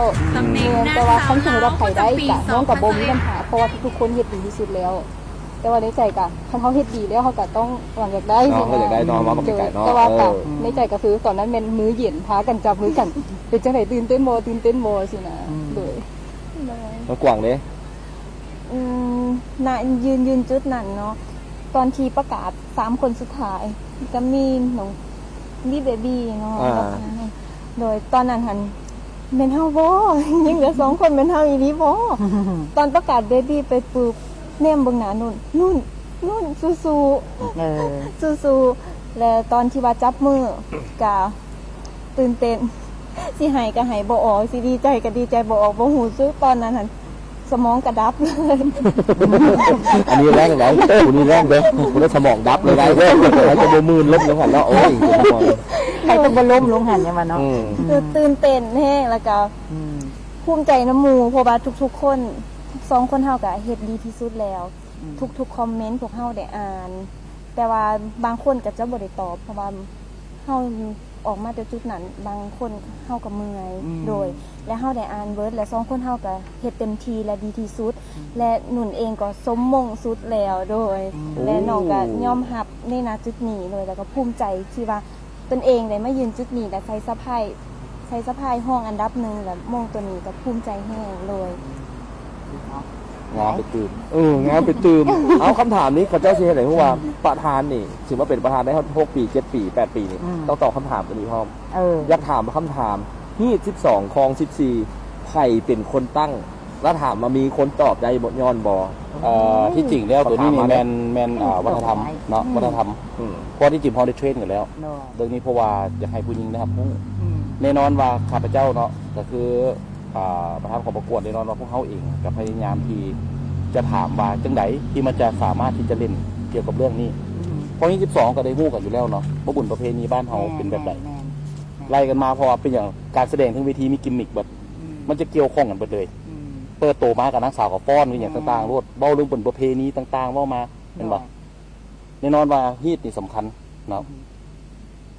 และแน่นอนว่าเรื่องของ14ถ้าเว้าถึงเรื่องของมาก็แน่นอนว่าก็มีรายละเอียดสูง แม่นการปฏิบัติ การปฏิบัติต่างๆอย่างหลายๆอย่าง โดย เพราะก็ได้ฮู้กันอยู่แล้ว แต่สำคัญที่สุดนางสาวเองต้องควรมีตัวนี้ไว้เนาะเพราะว่าทางแผนกวัฒนธรรมหรือว่าผู้ที่ปรึกษาเพิ่นก็ได้เข้ามาบอกน้องๆตลอดเพิ่นก็ได้บอกให้ฮู้ว่ามันคือหยังบางเทื่ออาจจะจื้อเบิดอาจจะจื้อบ่เบิดแต่สำคัญคือตัวนี้มันเป็นประเด็นที่สำคัญที่เราต้องจื้อ อีกอย่างว่าเรื่องพวกนี้เนาะเสื้อว่าทักษะการตอบคำถามนะหลายคนสิฮู้วิธีตอบได้แต่แบบเวลาที่ขึ้นเวทีไปนะข้อมูลน่ะมันหลายแล้วมันซับซ้อนระบบสามารถเงียบเฮียงคำว่าออกมาได้มันก็เลยให้ซับซ้อนกับนี้หลายตัว แม่นี่ตื่นเต้นโดยบอกดูความตื่นเต้นเนาะแต่ว่านี่ก็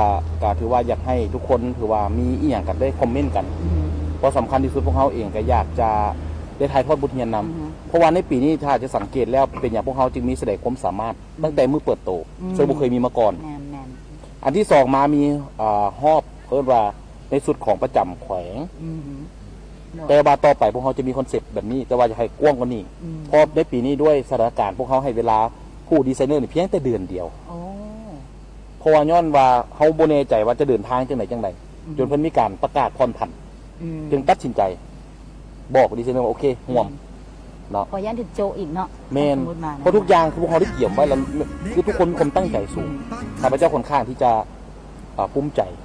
นั่นคือคอนเซปต์ของคำว่าบี้ลาวความภูมิใจเนาะความภูมิใจในความเป็นลาวนี่สำคัญและข้าพเจ้าอยากแสดงเห็น อันนี้ขอเล่าตื่นน้อยนึงเพราะว่าข้าพเจ้านี่เฮ็ดทุกอย่างนี่มันจากเขาเอิ้นว่าเก็บเกี่ยวจากการคำเว้าของแต่ละคนเช่นในปี2 ปีก่อนจะมีคนบอกว่าผ้าลายคามนี่เป็นผ้าที่ถือว่าบ่เป็นตาใส่ดอกข้าพเจ้าก็เลยจัดขึ้นมาใส่ผ้าลายคามเป็นการโซใส่สุดอย่างต่างๆขึ้นมาปัจจุบันนี้ก็ถือว่าเป็นการส่งเสริมที่จริงแล้วเขาต้องส่งเสริม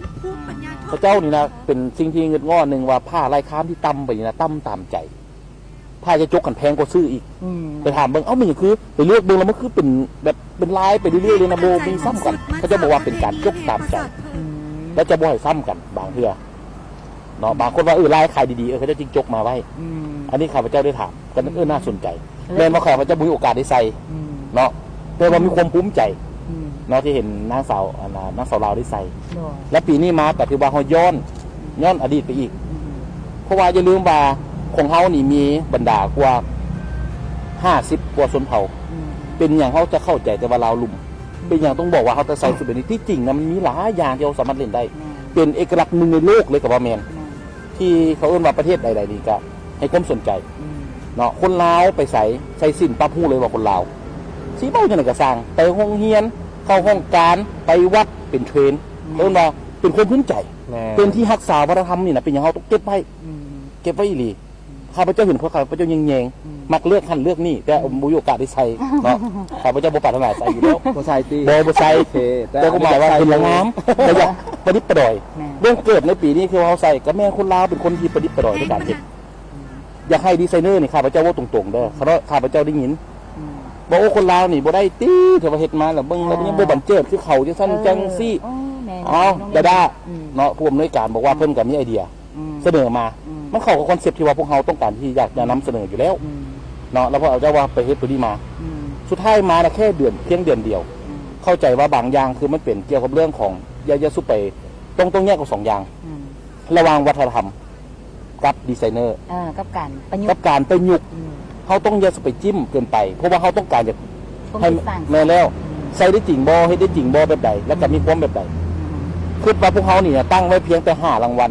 อย่างว่านิดนึง5 รางวัลยังระเบิดมาเป็น6 รางวัลคะแนนซ้ำกันตัดสินใจบ่ได้ตัดบ่ได้โอเคเป็นออกมาเพิ่มเลยยังดูพอสปอนเซอร์บอกว่ายังให้อีก8 รางวัลเพราะว่าเป็นรางวัลที่น่าสนใจก็เป็นตาเอาคือจริงๆเขาจะอยากให้เบิร์ดท็อปพูดแหละอันนั้น30พูดแหละแต่ก็มันก็เป็นไปบ่ได้เนาะอันนี้ก็เลยเว้าให้ฟังว่าทุกอย่างมันจะมีเรื่องราวเบิดและข้าพเจ้าคงจะเก็บไว้ล่ะให้มันมีตลอดว่าต่อไปบรรทัดฐานของมันยิงลาว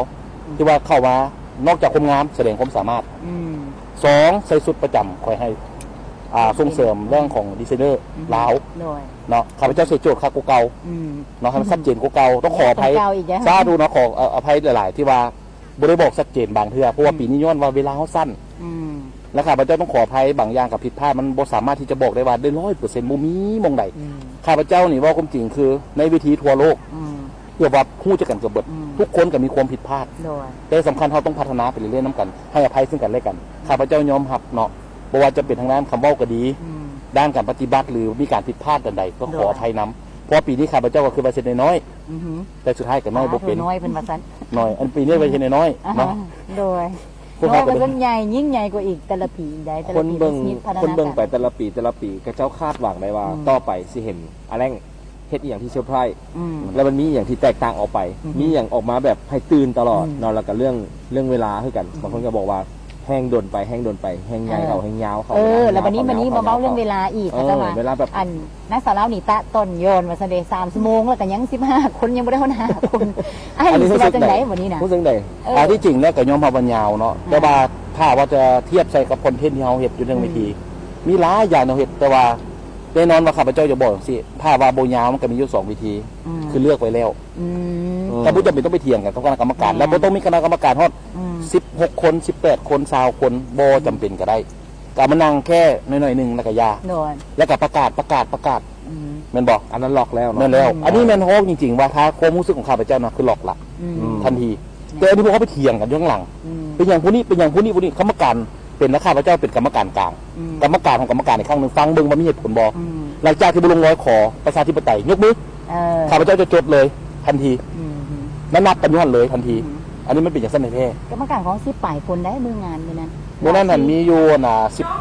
16 คนบอก15 คนประมาณนี้ ที่ก่อนเว่าโดนๆคณะที่รู้สึกว่ามีหลายๆคนคอมเมนต์ที่ก่อนเว่าโดนๆคณะบ่เป็นอย่างไรว่ายื้อเวลาให้กรรมการอันตัดสินใจว่าโอเคมันผู้นี้ได้ที่1ที่2ที่3แล้วเขาจะสามารถประกาศได้ เพราะแม่นล่ะเพราะว่ามันจะมีคะแนนออกมาหลายอย่างเนาะ โดย ก็ได้เบิ่งกันหลายอย่างเนาะ โดย และสำคัญที่สุดแน่นอนว่าต้องให้โอกาสของนางสาวลาวแน่ โดย เพราะว่าการย่างแดมฮอบนี่นะกรรมการเขาเจ้ายังเบิ่งบ่ออกเพราะว่าเฮาเบิ่งบุคลิกเรื่องถึงเบิ่งเขาเอิ้นว่าความสง่า อืม ความพร้อมบ่ อืม หรือบางคนเห็นชัดเจนจนสั่น อืม อันนี้เขาต้องให้อภัยแต่หมายถึงว่าก็บ่ได้เกี่ยวหรอกเนาะและสำคัญคือเขาจะเบิ่งท่าทางกิริยาบถต่างๆ โดย ตัวนี้มันสำคัญเนาะ โดย ก็ รู้สึก ต้อง ว่า มีเวลาเนี่ย มาคำถามตัวนี้เราคนมาขอถามประธานเนว่าเหตุผลเป็นหยังจึงเอาคนที่มีประสบการณ์อยู่ในวงการเข้าห่วมน้ำเข้าใจว่าซิกของข้าเจ้าแต่ข้าพเจ้าคิดว่าต้นพื้นการแข่งขันมันบ่เท่ากับมีคนถามมา ประสบการณ์ของ ประสบการณ์ ผู้มีประสบการณ์จริงๆแล้วคือเฮาเว้าเนี่ยเนาะถ้าว่าคนที่เคยได้มงมาก่อน อืม อยู่ในเวทีใหญ่ อืม แม่นพวกเขาจะบริหัดอยู่แล้ว อืม แต่ถ้าว่าเป็นมิสของแขวงแม่นเข้ามาได้เลยโอโต้ทันที โดย เนาะเพราะว่าเป็นของประจำแขวง อือฮึ แต่ถ้าระดับประเทศบอหรือว่าบรรดาคือเน็ตไอดอลหรืออย่างต่างอันนี้ก็เป็นสิทธิ์ของที่เพิ่นอยากเข้ามา อือฮึ แต่ว่าก็ต้องมาวัดกันอยู่ในสนามคือเก่า แม่นแล้ว ว่าจะแบบไหน โดย เพราะว่าบ่แม่นว่ามาแล้วจะมีสิทธิ์ได้กับบอ แม่นโดย ก็มีหลายคนที่ได้มงใหญ่มา แล้วมาเข้าวิธีเฮาบ่ได้เข้ารอบก็มี อือฮึเพราะวิธีการตัดสินบ่หรือว่ามันหยังไง ที่จริงแล้วมันเว้าถึงเรื่องของบุคลิกของเขาเจ้าเอง อืม อย่าลืมว่าทุกอย่างเนาะ อือฮึ แม่นตัวเขาเจ้าเองให้คะแนนตัวเขาเจ้าเอง โดย โดยที่เจ้าบ่ฮู้ตัว อือฮึ เนาะ อือฮึ ถ้าเว้าเป็นคำศัพท์ที่โดยทั่วไปก็แม่นเขาเอิ้นว่า อืม เป็นการสลับเพื่อให้นางสาวนี่มีไหวพริบ อืม แต่นางสาวจะบ่ฮู้ตัว เนาะ เรื่องนี้ฮู้แน่บ่ฮู้แน่เนาะแต่หลายเทื่อนี่เขาก็เฮ็ดตัวนี้ได้ผลอีหลี อืมโดย แล้วก็จะว่าหลังจากที่จบกองประกวดตัวนี้ไปแล้วเรียบร้อยแล้วต่างคนต่างแยกย้ายกันไปเมื่อบ้านไผบ้านมันเนาะแต่ละคนเลยหลังจากนี้แล้วทางประธานสีมีอย่างให้น้องๆต่อจากนี้แน่ ที่จริงแล้วในแผนการของเขาในปีนี้ก็พวกเขาก็มีวางแผนทุกปี โดย แต่มาเจอสถานการณ์โควิดที่พวกเขาก็ค่อนข้างที่จะสตันไปหน่อยหนึงหรือว่าแบบอึ้งๆไปหน่อยหนึงว่าพอมันบ่สามารถเฮ็ดอย่างหลายนอกจากการรณรงค์หรือว่าช่วยสาธารณอย่างตื่มเนาะแต่ว่าปีนี้พวกเขาจะชัดเจนหน่อยหนึงพวกเขาได้มีการล้มน้ำสาวหนุ่มหลังจากที่ได้ปุ๊บโทรสายกันแต่เช้า อืม ล้มกัน โดย เฮ็ดอะไร1 2 3 4 5 อือฮึ แต่ข้าพเจ้านี่สิบ่เว้ารัดไว้ก่อน อืม แต่ว่าพวกเขามีเป้าหมายแล้วพวกเขาก็ได้ปรึกษากับน้องๆแล้วเนาะได้นั่งล้มกันหลังจากมือต่อมาทุกคนกับแห้งแน่บางคนกับแบบยังตื่นเต้นกันอยู่ ก็ได้มาแลกเปลี่ยนกัน อยู่ซิว่าคำว่าแห้งเงินดื่มเขาจะอาจจะเมื่อยก็ตาม เมื่อย โด นะ น็อก ขอโทษ กัน ขอโทษใช้คำว่าคือสำคัญที่สุดก็คือว่าบางทีอาจจะตื่นเต้นอาจจะยังอยู่แบบเบอร์ โดยเพราะว่าย้อนว่าหนึ่งนอนดึกสองมาตื่นมา แต่พวกเขาก็ได้แลกเปลี่ยนกันแล้วว่าเช่นอย่างและปีนี้จะชัดเจนเพราะว่าทางส่วนกลางสนมผู้ที่ห่วมเป็นเจ้าภาพเนาะหรือว่าเป็นผู้ที่ถือลิขสิทธิ์ในภาครัฐเพื่อนเองก็ได้บอกแล้วว่าเช่นอย่างแน่เดี๋ยวที่ชัดเจน แสดงว่ามีภารกิจจ้าเขียนไว้ให้นางสาว แม่นแล้ว พร้อมเรียบร้อย มี ในการประกอบส่วนกับเรื่องราวของสังคมบอในกระทั่งเป็นกระบอกเสียงต่างๆเนาะอันนี้เขาก็อย่าลืมติดตามผลงานของน้องๆเนาะฉันสิได้ฮู้ว่านางสาวลาวของเฮานี่นะกับการเป็น ambassador หรือว่าทูตวัฒนธรรมของเฮานะเพิ่นมีภารกิจใดแดเพราะว่ามีหลายคนได้ที่บ่ได้ติดตามล่ะบ่ฮู้ว่าอ้าวนางสาวลาวเฮ็ดเนี่ยจังซี่หั้น แต่ว่า นะ ปีนี้มันแน่นอนปีนี้มันแน่นอนจะบุกคือทุกปี เรียกหลายได้อพวกน้องบัดนี้ แม่นแล้ว เพราะว่าถึงว่าจะเจอสถานการณ์โควิด พวกเขาต้องอยู่แบบ new normal อือฮึ ให้ได้ โดย ต้องอยู่กับ new normal ให้ได้ โดย เนาะ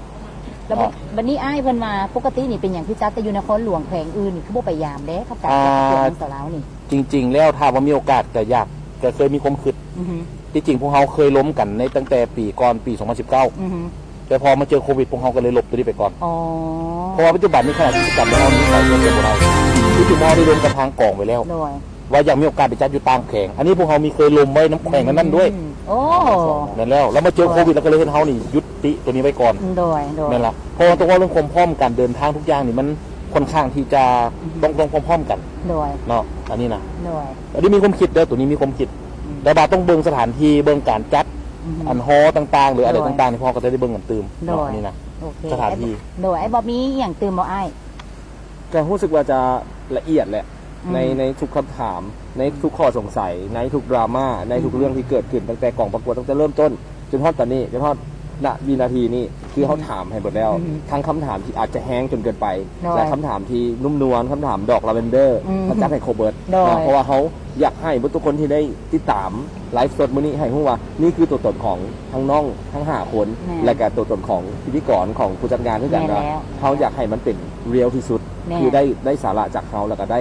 ความจริงใจจากมื้อนี้ไปทั้งเบิดเนาะ แม่ จะบ่แม่นแบบว่ามานั่งสร้างเรื่องขึ้นมาเนาะ สร้าง อันนี้เขา โดย ถามตรงๆประเด็น โดย ตรงๆเนาะใช้คำว่าแบบธรรมดาที่สุด โด ละ ยก็ถือว่าอันนี้ก็ถือว่าเป็นความเป็นข้อมูลหรือว่าข้อมูลเบื้องลึกเนาะทั้งเบื้องหลังอย่างต่างๆการเก็บตัวแม้กระทั่งขั้นตอนการประกวดของนางสาวลาวปีนี้ทางประธานเองเจ้าของโครงการแล้วก็ที่มีนางสาวลาวจากใจของนางสาวลาวทั้ง5ทานของปีนี้เนาะมาให้ความกระจ่างแจ้งให้หลายๆ คนได้เข้าใจตื่นว่าทุกอย่างมันมีขั้นตอนแล้วมันมีเหตุผลมีที่มาดังนั้นก็เขาก็เลยอยากให้หลายๆท่านที่กำลังติดตามมาชมมื้อนี้ได้มีความเข้าใจหรือแม้กระทั่งพยายามเข้าใจกันเนาะส่งเสริมกันเพราะว่ามันเป็นการแข่งขันมันก็มีผู้ได้ผู้เสียถ้าหากว่าข้องใจอันใดหรือว่ามีคำถามตัวใดที่ว่าเขายังบ่ทันได้อ่านหรือว่าตอบบ่ทันก็ยังสามารถส่งถามกันได้เนาะเขาอาจจะให้ท่านประธานนี่ตอบตามภายหลังตื่นก็ได้เนาะเพราะว่ารู้สึกว่านี่มีหลายกันเหลือเกิน แต่มาตอนนี้นี่เขาดำเนินการไลฟ์มาเป็นเวลาชั่วโมงครึ่งแล้วนี่แต่มาก่อนที่เขาสิจบการสัมภาษณ์ตอนนี้เนาะสิได้ให้ประธานแล้วก็น้องๆฝากอย่างตื่นให้กับท่านผู้ชมทางบ้านให้ได้ติดตามให้ได้เบิ่งผลงานกันต่อไปให้ ก็เมื่อถือว่าต้องขอขอบใจที่มีความสนใจบ่ว่าจะเป็นด้านใดก็ดีข้าพเจ้ามีความดีใจเนาะในนามประธานของประกวดและผู้จัดงานเนาะซึ่งว่าบริษัทพวกเราเองก็เป็นบริษัทอีเวนต์ออร์แกไนเซอร์อยู่แล้วพวกเราก็พยายามสรรหาในเรื่องของการที่จะเฮ็ดแนวใหม่ๆพยายามส่งเสริมหรือว่าที่จริงมันก็บ่เป็นแนวแปลกใหม่แต่การนำเสนอเป็นสิ่งที่สำคัญ อือฮึ เนาะข้าพเจ้าต้องขอโทษมาณที่นี้อีกครั้งหนึ่งเนาะถ้าข้าพเจ้าเว้าอย่างที่บ่สุภาพเว้าอย่างผิดไปทุกอย่างเนาะข้าพเจ้าเองก็เชื่อว่าจะมีการปรับปรุงและแก้ไข ทุกคนสามารถที่จะฝากคอมเมนต์หรือให้กองประกวดปรับปรุงอย่าง เนาะ ข้าพเจ้าก็ที่ปรับปรุงในปีต่อๆไป จ้ะ เนาะแต่โดย จ้ะ บนพื้นฐานหลักการของทางกองประกวดเนาะแล้วก็หวังยิ่งว่าทุกท่านจะสนับสนุนเนาะ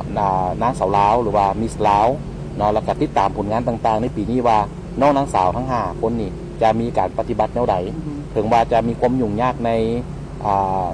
ด้านของเรื่องว่าโรคภัยต่างๆ โดยเฉพาะเป็นโควิด ปัจจุบันนี้ใครทุกคนระมัดระวังเรื่องของโอไมครอนเนาะที่กำลังเป็นที่จับตาเบิ่งเนาะดังนั้นก็คือว่าต้องพยายามที่ข้าพเจ้านี่ก็อยู่ในห่วมช่วยเหลือกับคณะสมภกิจเนาะ เนาะ มาตลอดเราตั้งแต่ตั้งแต่โควิดข้าพเจ้าก็ถือว่าได้มีส่วนร่วมตลอดเนาะในเรื่องต่าง ของกระทรวงสาธารณ ๆแม่นแล้วนำกระทรวงสาธารณสุขแล้วก็มาอยู่นำคณะสมภกิจนครหลวงเวียงจันทน์เนาะปัจจุบันนี้พวกเขากับวิทย์หน้าวิทย์หลังทุกอย่างก็พยายามที่จะอยากให้ทุกคนรักษาสุขภาพ ขอให้ทุกคนปลอดภัยปีใหม่ฟ้าใหม่นี่เนาะ โดย แล้วก็อยากให้น้องนางสาวคือน้องนุ่นเนาะได้ฝากมาถึงน้องๆว่าปีนี้เขาซีนี้อย่างดีๆแน่ โดยน้องเองเนาะธิดาจันทร์วิศีสมบัตินางสาวลาว2021หรือว่านุ่นเนาะน้องก็อยากฝากให้ทุกคนติดตามทั้งหมด5น้องนางสาวเนาะว่าต่อไปเขาจะเฮ็ดภารกิจหยังและเฮ็ดกิจกรรมหยังนํกัน แต่ว่าสิ่งที่สำคัญก็คือในปัจจุบันนี้เนาะพวกเขากลายเป็นคนของประชาชนแล้ว และแน่นอนว่าเขาจะเฮ็ดภารกิจอย่างต่างๆเนาะเต็มที่ก็คือโดยเฉพาะแม่นช่วยเหลือสังคมและอยากให้เห็นทุกคนให้รับชมและรับฟังว่าต่อไปคือที่ประธานเพิ่นเว้าเนาะว่า ปีนี้จะเป็นปีที่แตกต่างก็คือพวกเขาจะมีโครงการเป็นของแต่ละคนของแต่ละน้องเองก็อยากให้ทุกคนติดตามว่าน้องหันจะมีโครงการหยังในด้านต่างๆแล้วก็ฝากติดตามทางเพจมิสลาวเนาะว่าเขาจะมีการเคลื่อนไหวอย่างแน่โดยขอบใจ เจ้าคือให้น้องนุ่นเป็นตัวแทนของน้องนางสาวเอาเลยเนาะโอเค เอาเป็นมาตอนนี้นี่เพราะตอนนี้กับการสัมภาษณ์พิเศษของเฮากับสิได้ขอจบเพียงแต่เท่านี้เนาะแต่ว่าก่อนอื่นมดเราก็ต้องขอบใจกับผู้อุปถัมภ์ของเฮาก่อนที่ให้การสัมภาษณ์ของเฮามื้อนี้ได้มาดำเนินภายใต้บรรยากาศของแบบ Open Air Outdoor เพื่อลดการเสี่ยงในการแพร่เชื้อพยาธินั่นเองเนาะก่อนอื่นมดก็ต้องขอบใจมายังผู้อุปถัมภ์ของเฮาโดยรู้สึกว่าผู้อุปถัมภ์ของเฮาหลายเนาะ เจ้าต้องขอบใจกับทางบริษัทเบียร์ลาวเนาะกับน้ำดื่มหัวเสือมินาโรเป็นน้ำดื่มเพื่อสุขภาพเหมาะสำหรับทุกเพศทุกวัยเลยเนาะเพราะว่ามีเกลือแฮแล้วก็มีแฮท่าทีเหมาะสำหรับร่างกายที่ต้องการเนาะสามารถเลือกดื่มกันได้และสำหรับผู้ใดที่มีคำถามเด็ดๆตอนนี้เดี๋ยวเขาจะไปขวดเบิ่งว่ามีไผ่แดทีว่าส่งคำถามเข้ามาและผู้ใดแดจะได้รับน้ำดื่มหัวเสือมินาโรตัวนี้เนาะไปดื่มอยู่บ้านกันฟรีๆ คนละ1 แกดคำถาม จำนวน ละ1 แกด 50แกด เขามีแล้วมา50 แกดบ่ฮู้ว่ามีไผเป็นจังใดเลยเนาะคำถามผู้ใดถูกใจทีมงานของเขาเดี๋ยวเขาจะส่งให้เลยเนาะ ก็จะติด เอา ต่ เป็ อน กั ว่าน เนาะ ตอนนี้เรามาฮอดตอนนี้ก็ต้องขอบใจมายังทางธนาคารพัฒนาลาวหรือว่า LDB ที่ให้การสนับสนุนมาโครงการประกวดนางสาวลาวตั้งแต่เบื้องต้นมาจนมาฮอดปัจจุบันนี้เนาะแล้วก็ยังมีบริษัทปัญญาศัพท์และก็ขอบใจทีมงานไลฟ์สดเนาะจาก The Icon Studio Action Pro Action Pro The Icon Studio เป็นรูปภาพ รูปภาพ โดยแล้วก็ยังมีAction Pro เนาะที่ Pro ไลฟ์ส เป็ ด นทีมไลฟ์สดของเฮาในมื้อนี้เนาะแล้วก็ยังมีต้องขอบใจกับบริษัทคมปัญญาอีเวนท์ที่จัดงานดีๆให้ทั้งสังคมเฮาได้มีการเสียแล้วก็เป็นกระแสออกมาได้มา บรรยากาศดีๆอยู่นี่ก็คือแลนด์มาร์คอยู่ด้านหลังของพวกเรานั่นเองเนาะ เจ้า บรรยากาศดีต้องขอบใจกับเจ๊ปุ้ยเนาะ อืม ที่เฟื้อเรื่องสถานที่ให้พวก โด เรา ยรู้สึกว่ามีผู้ประทำหลายแต่ประธานนี่เพิ่นฮู้หลายแต่ว่าเพิ่นกสิทันบอกได้บ่บอกได้หรือว่าจังได๋มีผู้ใดอีกบ่ที่ว่าเป็น อัน แม่ นี้ ทักใด อันนี้ ได้ ว่าง่ายๆว่าต้องขอบใจทุกภาคส่วนเนาะที่ โดย จริงแล้วก็มีหลายเนาะ อือฮึ ต้องขอบใจกับผู้ประทำแต่ถ้าจะไล่มานี่ก็คือสิยาวพอสมควร ยาว แต่ว่าก็ถือว่าพวกเราต้องขอบใจจากใจจริงนะก็ไอ้น้องสื่อมวลชน โดย หรือว่าท่านผู้ชมประชาชนขอพระเจ้านี่ขอฮัดและทุกอย่างทุกอย่างไว้เพื่อจะมาปรับปรุง โดย ในต่อๆไป อือฮึ จากใจจริงเลย โดยโอเคเนาะมาฮอดปัจจุบันนี้ก็ถือว่าการสัมภาษณ์พิเศษของเฮากับสีได้ขอโจ๊ะเพียงแต่เท่านี้เนาะขอขอบใจหลายๆครับทุกๆภาคส่วนทุกๆคนเลยที่แวะเวียนเข้ามาที่ตามรับชมแล้วก็ร่วมส่งกำลังใจร่วมคอมเมนต์นี่อย่างคงค่าใจกับถามกันเข้ามาจังซี่ต้องขอขอบใจหลายๆเนาะเอาเป็นมาตอนนี้ทั้งตอนแล้วก็มีไอ้บ๊อบพร้อมด้วยประธานแล้วก็ทั้งนางสาวทั้งหาเฮาสิได้ขออนุญาตสิ้นสุดการสัมภาษณ์แต่เพียงเท่านี้เนาะพบกันใหม่ในมื้อหน้าเด้ออย่าลืมติดตามพวกทีมงานพวกเฮาได้ใน YouTube Facebook ของมิสลาวนางสาวลาว โดยมื้อนี้กับอันใดที่เขาสัมภาษณ์ไปว่าไปตัวใดมันผิดพลาดประการใดเขาก็ขออภัยด้วยเนาะ ตอนนี้เนาะ สาวมอฮอตตอนนี้ก็ถือว่าขอบใจหลายๆเนาะสาวเขาสิขอสิ้นสุดการสัมภาษณ์ครั้งนี้ ขอบใจ เข้าสู่การประกาศหมายเลขทำอิฐที่จะมีโอกาสได้เลือกคำถาม เจ้าเริ่มจากหมายเลขน้อยถึงหมายเลขใหญ่เนาะ เจ้าซึ่งเริ่มต้นจากหมายเลข ML 2ขอเฮียนเสริญ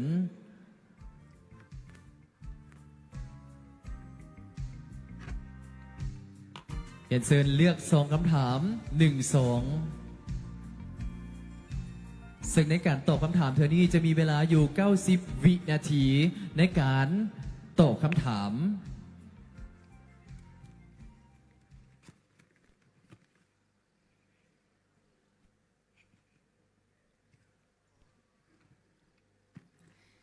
และคำถามมีอยู่ว่า จากผลกระทบของการระบาดของพยาธิโควิด -19 เฮ็ดให้การท่องเที่ยวภายในประเทศลาวซบเซาลง น้องมีวิธีการปลุกระดม หรือสร้างความสนใจแนวใด ให้การท่องเที่ยว ได้มีการฟื้นฟูและเป็นผลดีต่อเศรษฐกิจของลาว ขอทวนคำถามอีกครั้งหนึ่งเนาะนั่นก็คือจากผลกระทบของการระบาดของพยาธิโควิด -19 เฮ็ดให้การท่องเที่ยวภายในประเทศลาวซบเซาลง น้องมีวิธีการปลุกระดม หรือสร้างความสนใจแนวใด ให้แก่การฟื้นฟูการท่องเที่ยว และเป็นผลดีให้กับเศรษฐกิจลาว โดยขอบใจสำหรับคำตอบ บันห้านี้จะเป็นบันห้าที่นิยมหลังจากปีใหม่สากลลาว เพราะว่าประชาชนลาวเฮาจะพากันเสริมขายง่ายธุรกิจแบบเป็นปกติ และน้องเองมีความคิดและขั้นตอนดังนี้คือ 1. ทุกห้างหารและทุกธุรกิจเมนให้มีความใส่ใจในทางด้านกันความสะอาดและความปลอดภัย 2. คือปรับเปลี่ยนราคาให้เป็นปกติและพร้อมเพรียงกัน 3. เมน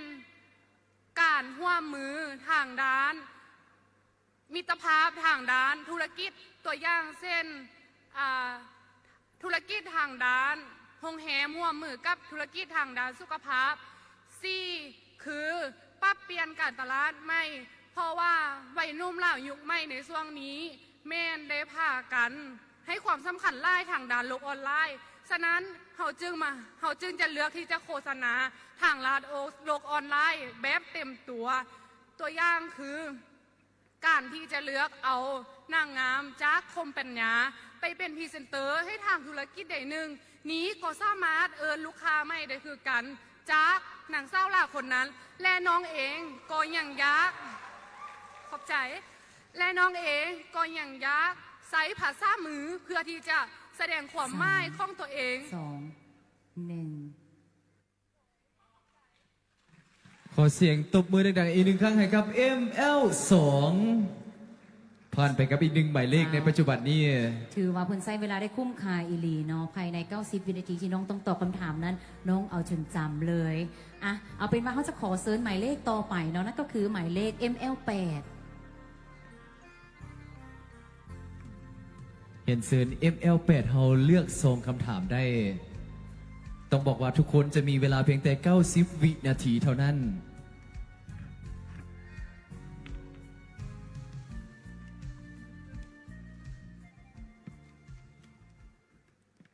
และหมายเลข ML8 คำถามมีอยู่ว่า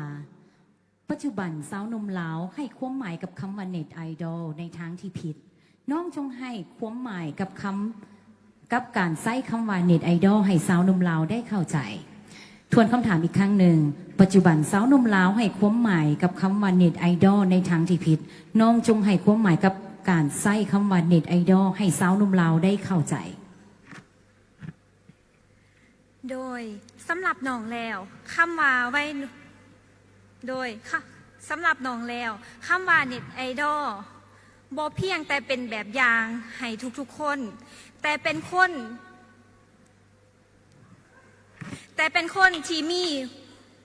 หัวคิดริเริ่มเป็นแบบอย่างให้กับทุกคนบ่ว่าจะเป็นทางด่านการวางโตวคำเว้าทัศนคติซึ่งหลายๆคนมักคิดว่าจะเหตุทุกวิธีทางเพื่อเหตุให้ตนเองนั่นกลายเป็นเน็ตไอดอลจนลืมคำนึงถึงความผิดถือความถูกต้องและความเหมาะสมดังนั้นน้องเองจึงอยากเป็นกระบอกเสียงหนึ่งแนะนำให้ทุกคนวัยหนุ่มและเยาวชนทุกคนให้มาที่ใส่โลกโซเชียลมีเดียให้มีสติในการนำใส่เพื่อจะเหตุให้ตนเองนั่นก้าวไปเป็นบุคคลที่น่าเชื่อถือในสังคมขอขอบใจ ว้าว เจ้า ถือว่ายังมีการตื่นเต้นแต่สามารถตอบคำถามไปได้อย่างต่อเนื่องเนาะและมีการปิดท้ายอย่างงดงามอีกด้วย เจ้า เอาเป็นว่าเนาะเขาจะได้ก้าวเข้าสู่หมายเลขต่อไปที่จะเข้าสู่การตอบคำถามกันเลย ลำดับต่อไปขอเฮียนเซิร์นหมายเลข ML10 ยังมีบรรดากองเสียอยู่ในหอพร้อมกับทานผู้ชมทางบ้านอย่าลืมยังความให้กำลังใจ จนกว่าจะมีการประกาศสำหรับรางวัลชนะเลิศมาอีกแล้ว2คำถามของเขา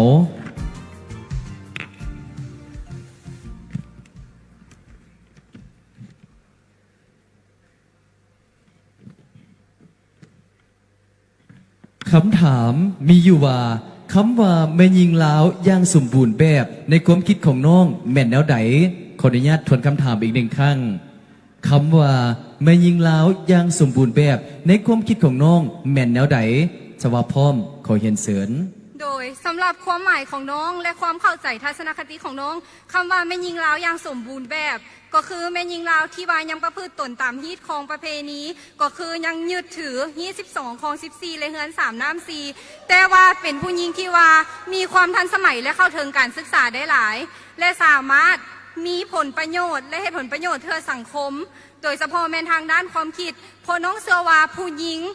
ลาวยุคใหม่ที่สมบูรณ์แบบก็คือเป็นผู้หญิงที่สามารถเป็นผู้นำได้ because I believe that the woman with mind and voice had the power to change the world and that is the real Lao woman ขอขอบใจเจ้าเชื่อว่ากรรมการนี่นักใจอีกเช่นเดียวกันเนาะเพราะว่าคำตอบของน้องเป็นคำตอบที่ค่อนข้างชัดเจนกันเลยและปิดท้ายด้วยภาษาอังกฤษอีกด้วยลำดับต่อไปจะเป็นอีก1หมายเลขเพื่อก้าวเข้าสู่การเลือก2คำถามได้แก่หมายเลข ML13 ขอเฮียนเสริญ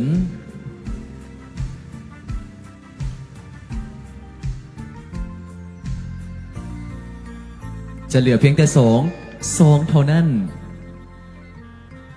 เลือกมาแล้วเพิ่นเลือกทางด้านถึงต้องมาลดท่าติดตามเบิ่งเพิ่มเติมสำหรับคำถามที่เพิ่นจะได้ในรอบนี้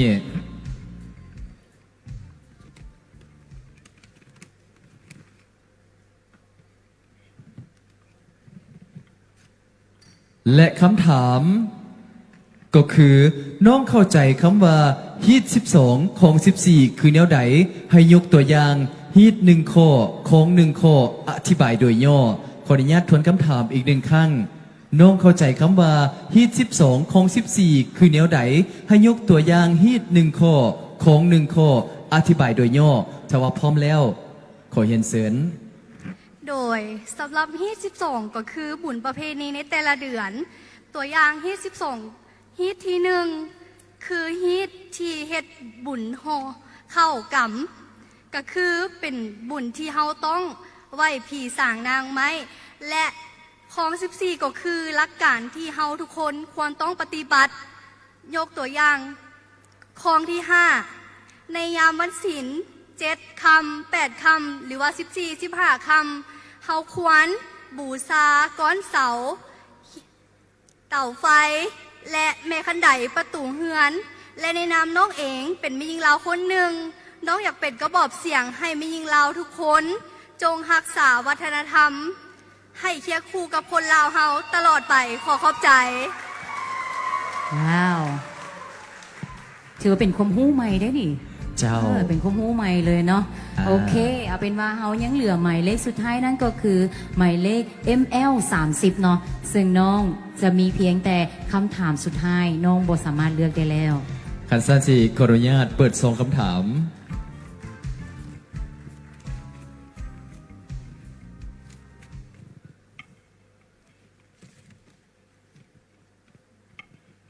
และคำถามมีอยู่ว่าถ้าน้องมีโอกาสและแหงสนับสนุนในการพัฒนาการศึกษาเขตชนบทน้องจะมีแผนแนวใดในการพัฒนาดังกล่าว จงอธิบายมาเป็นขั้นตอนโดยย่อขออนุญาตทวนคำถามอีก1ครั้งถ้าน้องมีโอกาสและแหงสนับสนุนในการพัฒนาการศึกษาเขตชนบทน้องจะมีแผนแนวใดในการพัฒนาดังกล่าว จงอธิบายเป็นขั้นตอนโดยย่อขอเชิญ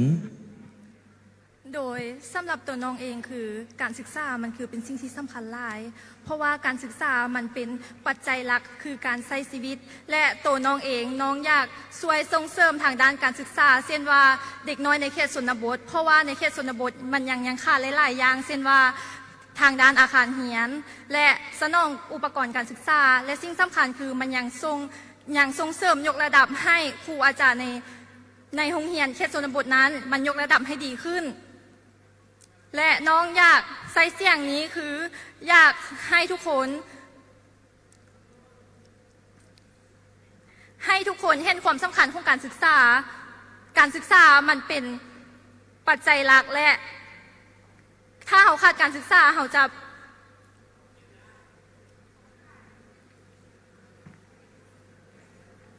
เจ้า โดยขอขอบใจ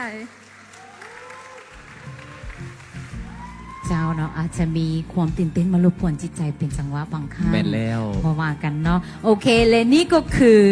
การตอบคำถามของบรรดาน้องๆเขาและเขาจะขอประกาศห้องอันดับ 4 ของนางสาวลาวประจำปี ข้างต่างหน้าใส่สายสะพายโดยทานย้ายบัวสุริวงศ์อีก1ครั้งขอเห็นเสริญ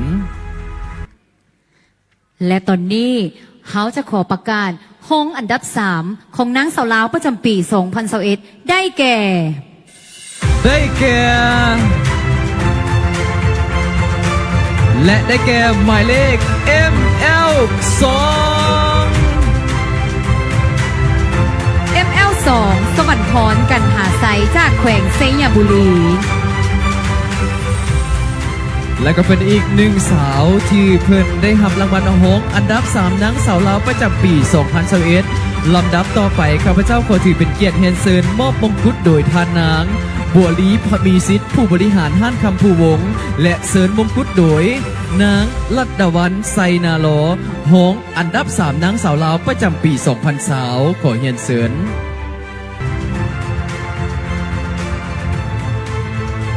เป็นหนึ่งภาพบรรยากาศแห่งความสวยงามนี่คือหงอันดับ 3นางสาวลาวประจำปี 2021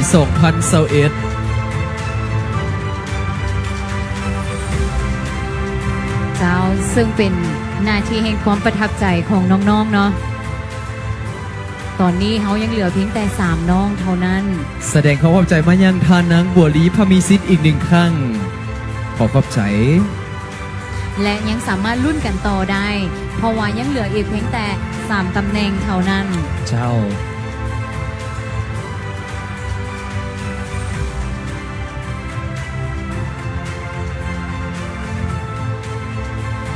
ต้องขอแสดงความขอบใจมายังทานดรบุญทวีเดชบัณฑิตอีก1ครั้ง และผู้ที่จะได้เป็นห้องอันดับ2นางสาวลาวได้แก่หมายเลข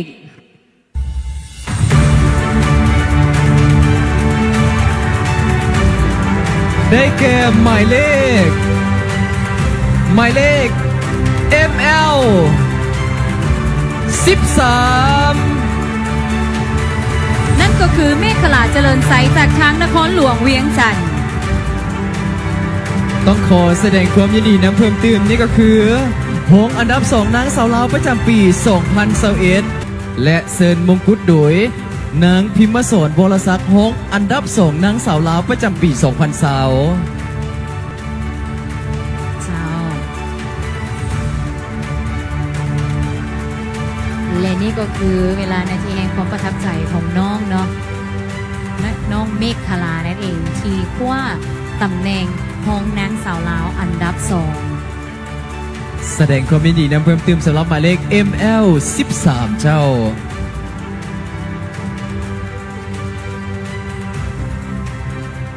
ยับเข้ามาเรื่อยๆผมตื่นเต้น แม่นแล้วตอนนี้เริ่มตื่นเต้นแห้งขึ้น เสื้อมาทานผู้ชมที่อยู่ทางบ้านแล้วก็ทานผู้ชมที่กำลังทับชมอยู่ภายในหอก็คงตื่นเต้นบ่แพ้กันแม่นบ่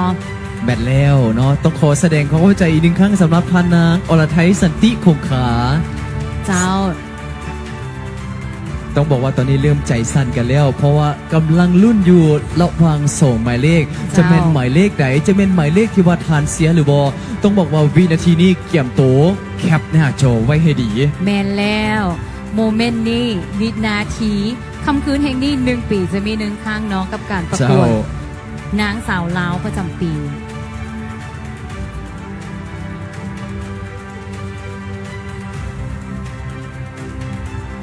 เจ้าต้องขอขอบใจกับทานพัฒนงลาสีห้องหัวหน้ากรมขบวนการศูนย์การสาวนุ่มประชาชนปฏิบัติลาว และมฮอตอนนี้เวลานาทีลาถึกใจมฮอแล้วต้องขอเชิญทั้ง2น้องนางสาวทางด้านหน้าเวทีกันเลย และรางวัลที่เขากำลังจะประกาศต่อไปนี้ นั่นก็คือผู้ที่จะคว้าตำแหน่งนางสาวลาวประจำปี 2021 เนาะซึ่งเขาจะมอบให้กับผู้ชนะเลิศก่อนและห้องผู้ชนะเลิศเขาจะมอบตามภายหลังเนาะ ต้องขออนุญาตแจ้งสำหรับทานผู้ชมและทุกๆทานอีก1ครั้งสำหรับรางวัลผู้ชนะเลิศกับตำแหน่งนางสาวลาวประจำปี 2021 จะได้หับคือมงกุฎเพชรจากห้านคำภูวงพร้อมด้วยสายสะพายจากห้านอมรินทร์ใหม่ลาวและพร้อมด้วยเงินสดมูลค่า30 ล้านกีบเงินรางวัลตำแหน่งนางสาวส่งเสริมกสิกรรมมูลค่า5 ล้านกีบทุนการศึกษามูลค่า300 ล้านกีบคอมพิวเตอร์โน้ตบุ๊กจาก LT คอมพิวเตอร์1เครื่องเจ้าและมาฮอดตอนนี้เวลานาทีละถึกใจมาฮอดแล้วเมนไผ่หลายๆคนคิดว่าเมนไผ่หมายเลขใด หมายเลขใด และตอนนี้เขาจะขอประกาศตำแหน่งนางสาวลาวประจำปี 2021 ได้แก่ หมายเลขใด ตำแหน่งอันทรงเกียรติตำแหน่งนางสาวลาวประจำปี 2021 ได้แก่หมายเลข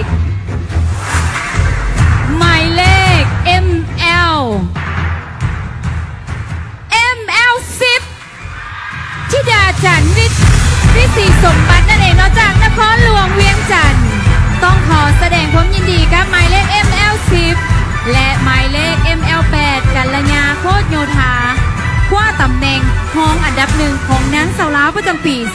2021 ต้องขอแสดงความยินดีนะเพิ่มเติมและนี่ก็คือสมหน้าของนางสาวลาวประจำปี 2021 เจ้ามาฮอดตอนนี้ ลำดับต่อไปก็จะก้าวเข้าสู่ขั้นตอนการมอบมงกุฎอันทรงเกียรติรางวัลแห่งเกียรติยศและความภาคภูมิใจของแม่หญิงลาว จนมาฮอด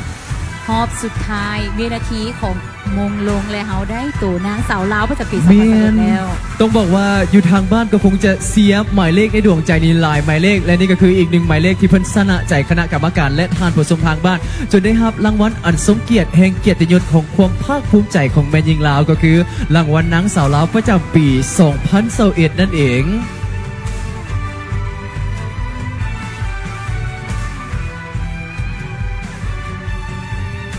ว้าว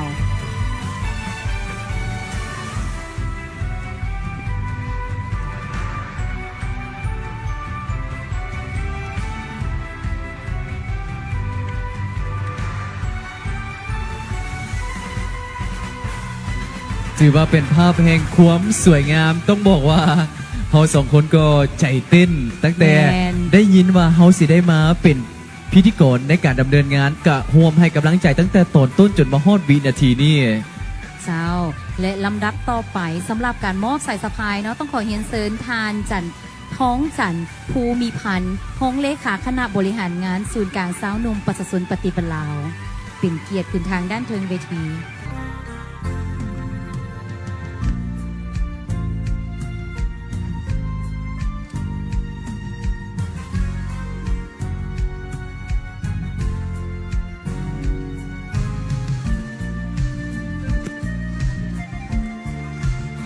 ต้องขอแสดงความพอใจมายังทานท้องจันทร์ภูมิพันธ์อีกหนึ่งครั้งเจ้า และก็ต้องขอแสดงความขอบใจอีกหนึ่งครั้งและลำดับต่อไปเขาก็จะก้าวเข้าสู่การมอบรางวัลให้แก่หงอันดับหนึ่งนางสาวลาวประจำปี 2021 แมนแล้ว ซึ่งมันจะได้รับมงกุฎพร้อมกับสายสะพาย เงินสดมูลค่า15 ล้านกีบและทุนการศึกษามูลค่า300 ล้านกีบ เจ้าลำดับต่อไปต้องขอเรียนเชิญทานนางพิรวรรณอินทศรของประธานบริษัท 3SD พัฒนาจำกัดเป็นเกียรติขึ้นมอบมงกุฎในครั้งนี้ ก็ถือว่าเป็นนโมเมนต์ของความประทับใจของบรรดานางสาวเนาะนับตั้งแต่การเก็บโตวการประกวดจนมาฮอดวันนี้ สนใจปีหน้าลงบอ อายุหลายแล้ว ขอไปเป็นเอื้อยเลี้ยงเนาะ เจ้าดังนั้นฝากไว้สำหรับสาวๆท่านใดที่ว่ามีความพร้อมแล้วอย่าลืมติดตามอยู่ที่ Facebook ของนางสาวลาวหรือมิสลาวได้ เวลาเพิ่นมีกิจกรรมจะได้มีการแจ้งเตือนอยู่ที่หน้าวอลและสามารถติดตามห่วมมวลซื่นกับกิจกรรมได้ แม่นแล้วและนอกจากนั้นยังสามารถติดตามกิจกรรมหรือว่า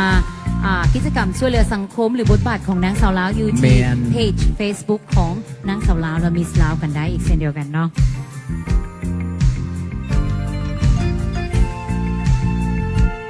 บอกง่ายกันเลยได้เองผู้บอกว่าผู้หญิงผู้หนึ่งกับการมีมงกุฎอยู่ทั้งหัวนะ เจ้า มันก็บ่ได้สะดวกสบายขนาดนั้น แม่นแล้ว โคนมาพร้อมกับภาระหน้าที่ความรับผิดชอบแล้วก็เกียรติยศอีกด้วย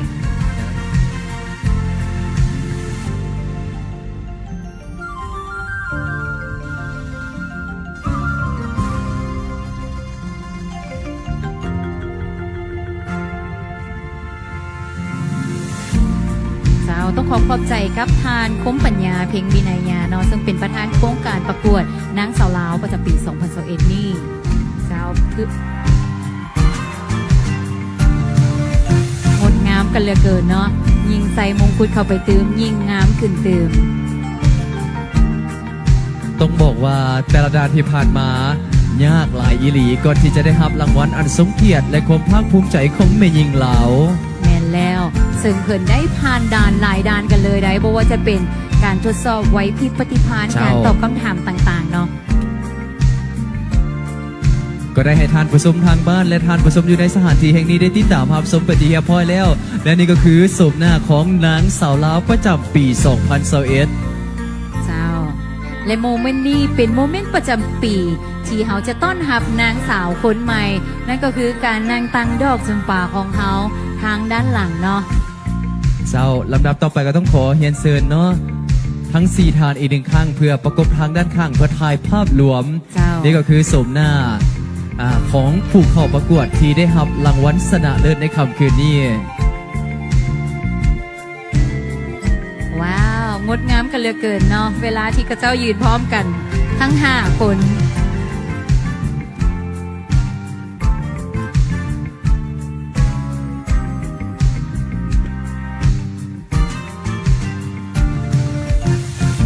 และนี่ก็คือนางสาวลาวประจำปี 2021ขอเสียงตบมือดังๆอีกครั้งหนึ่ง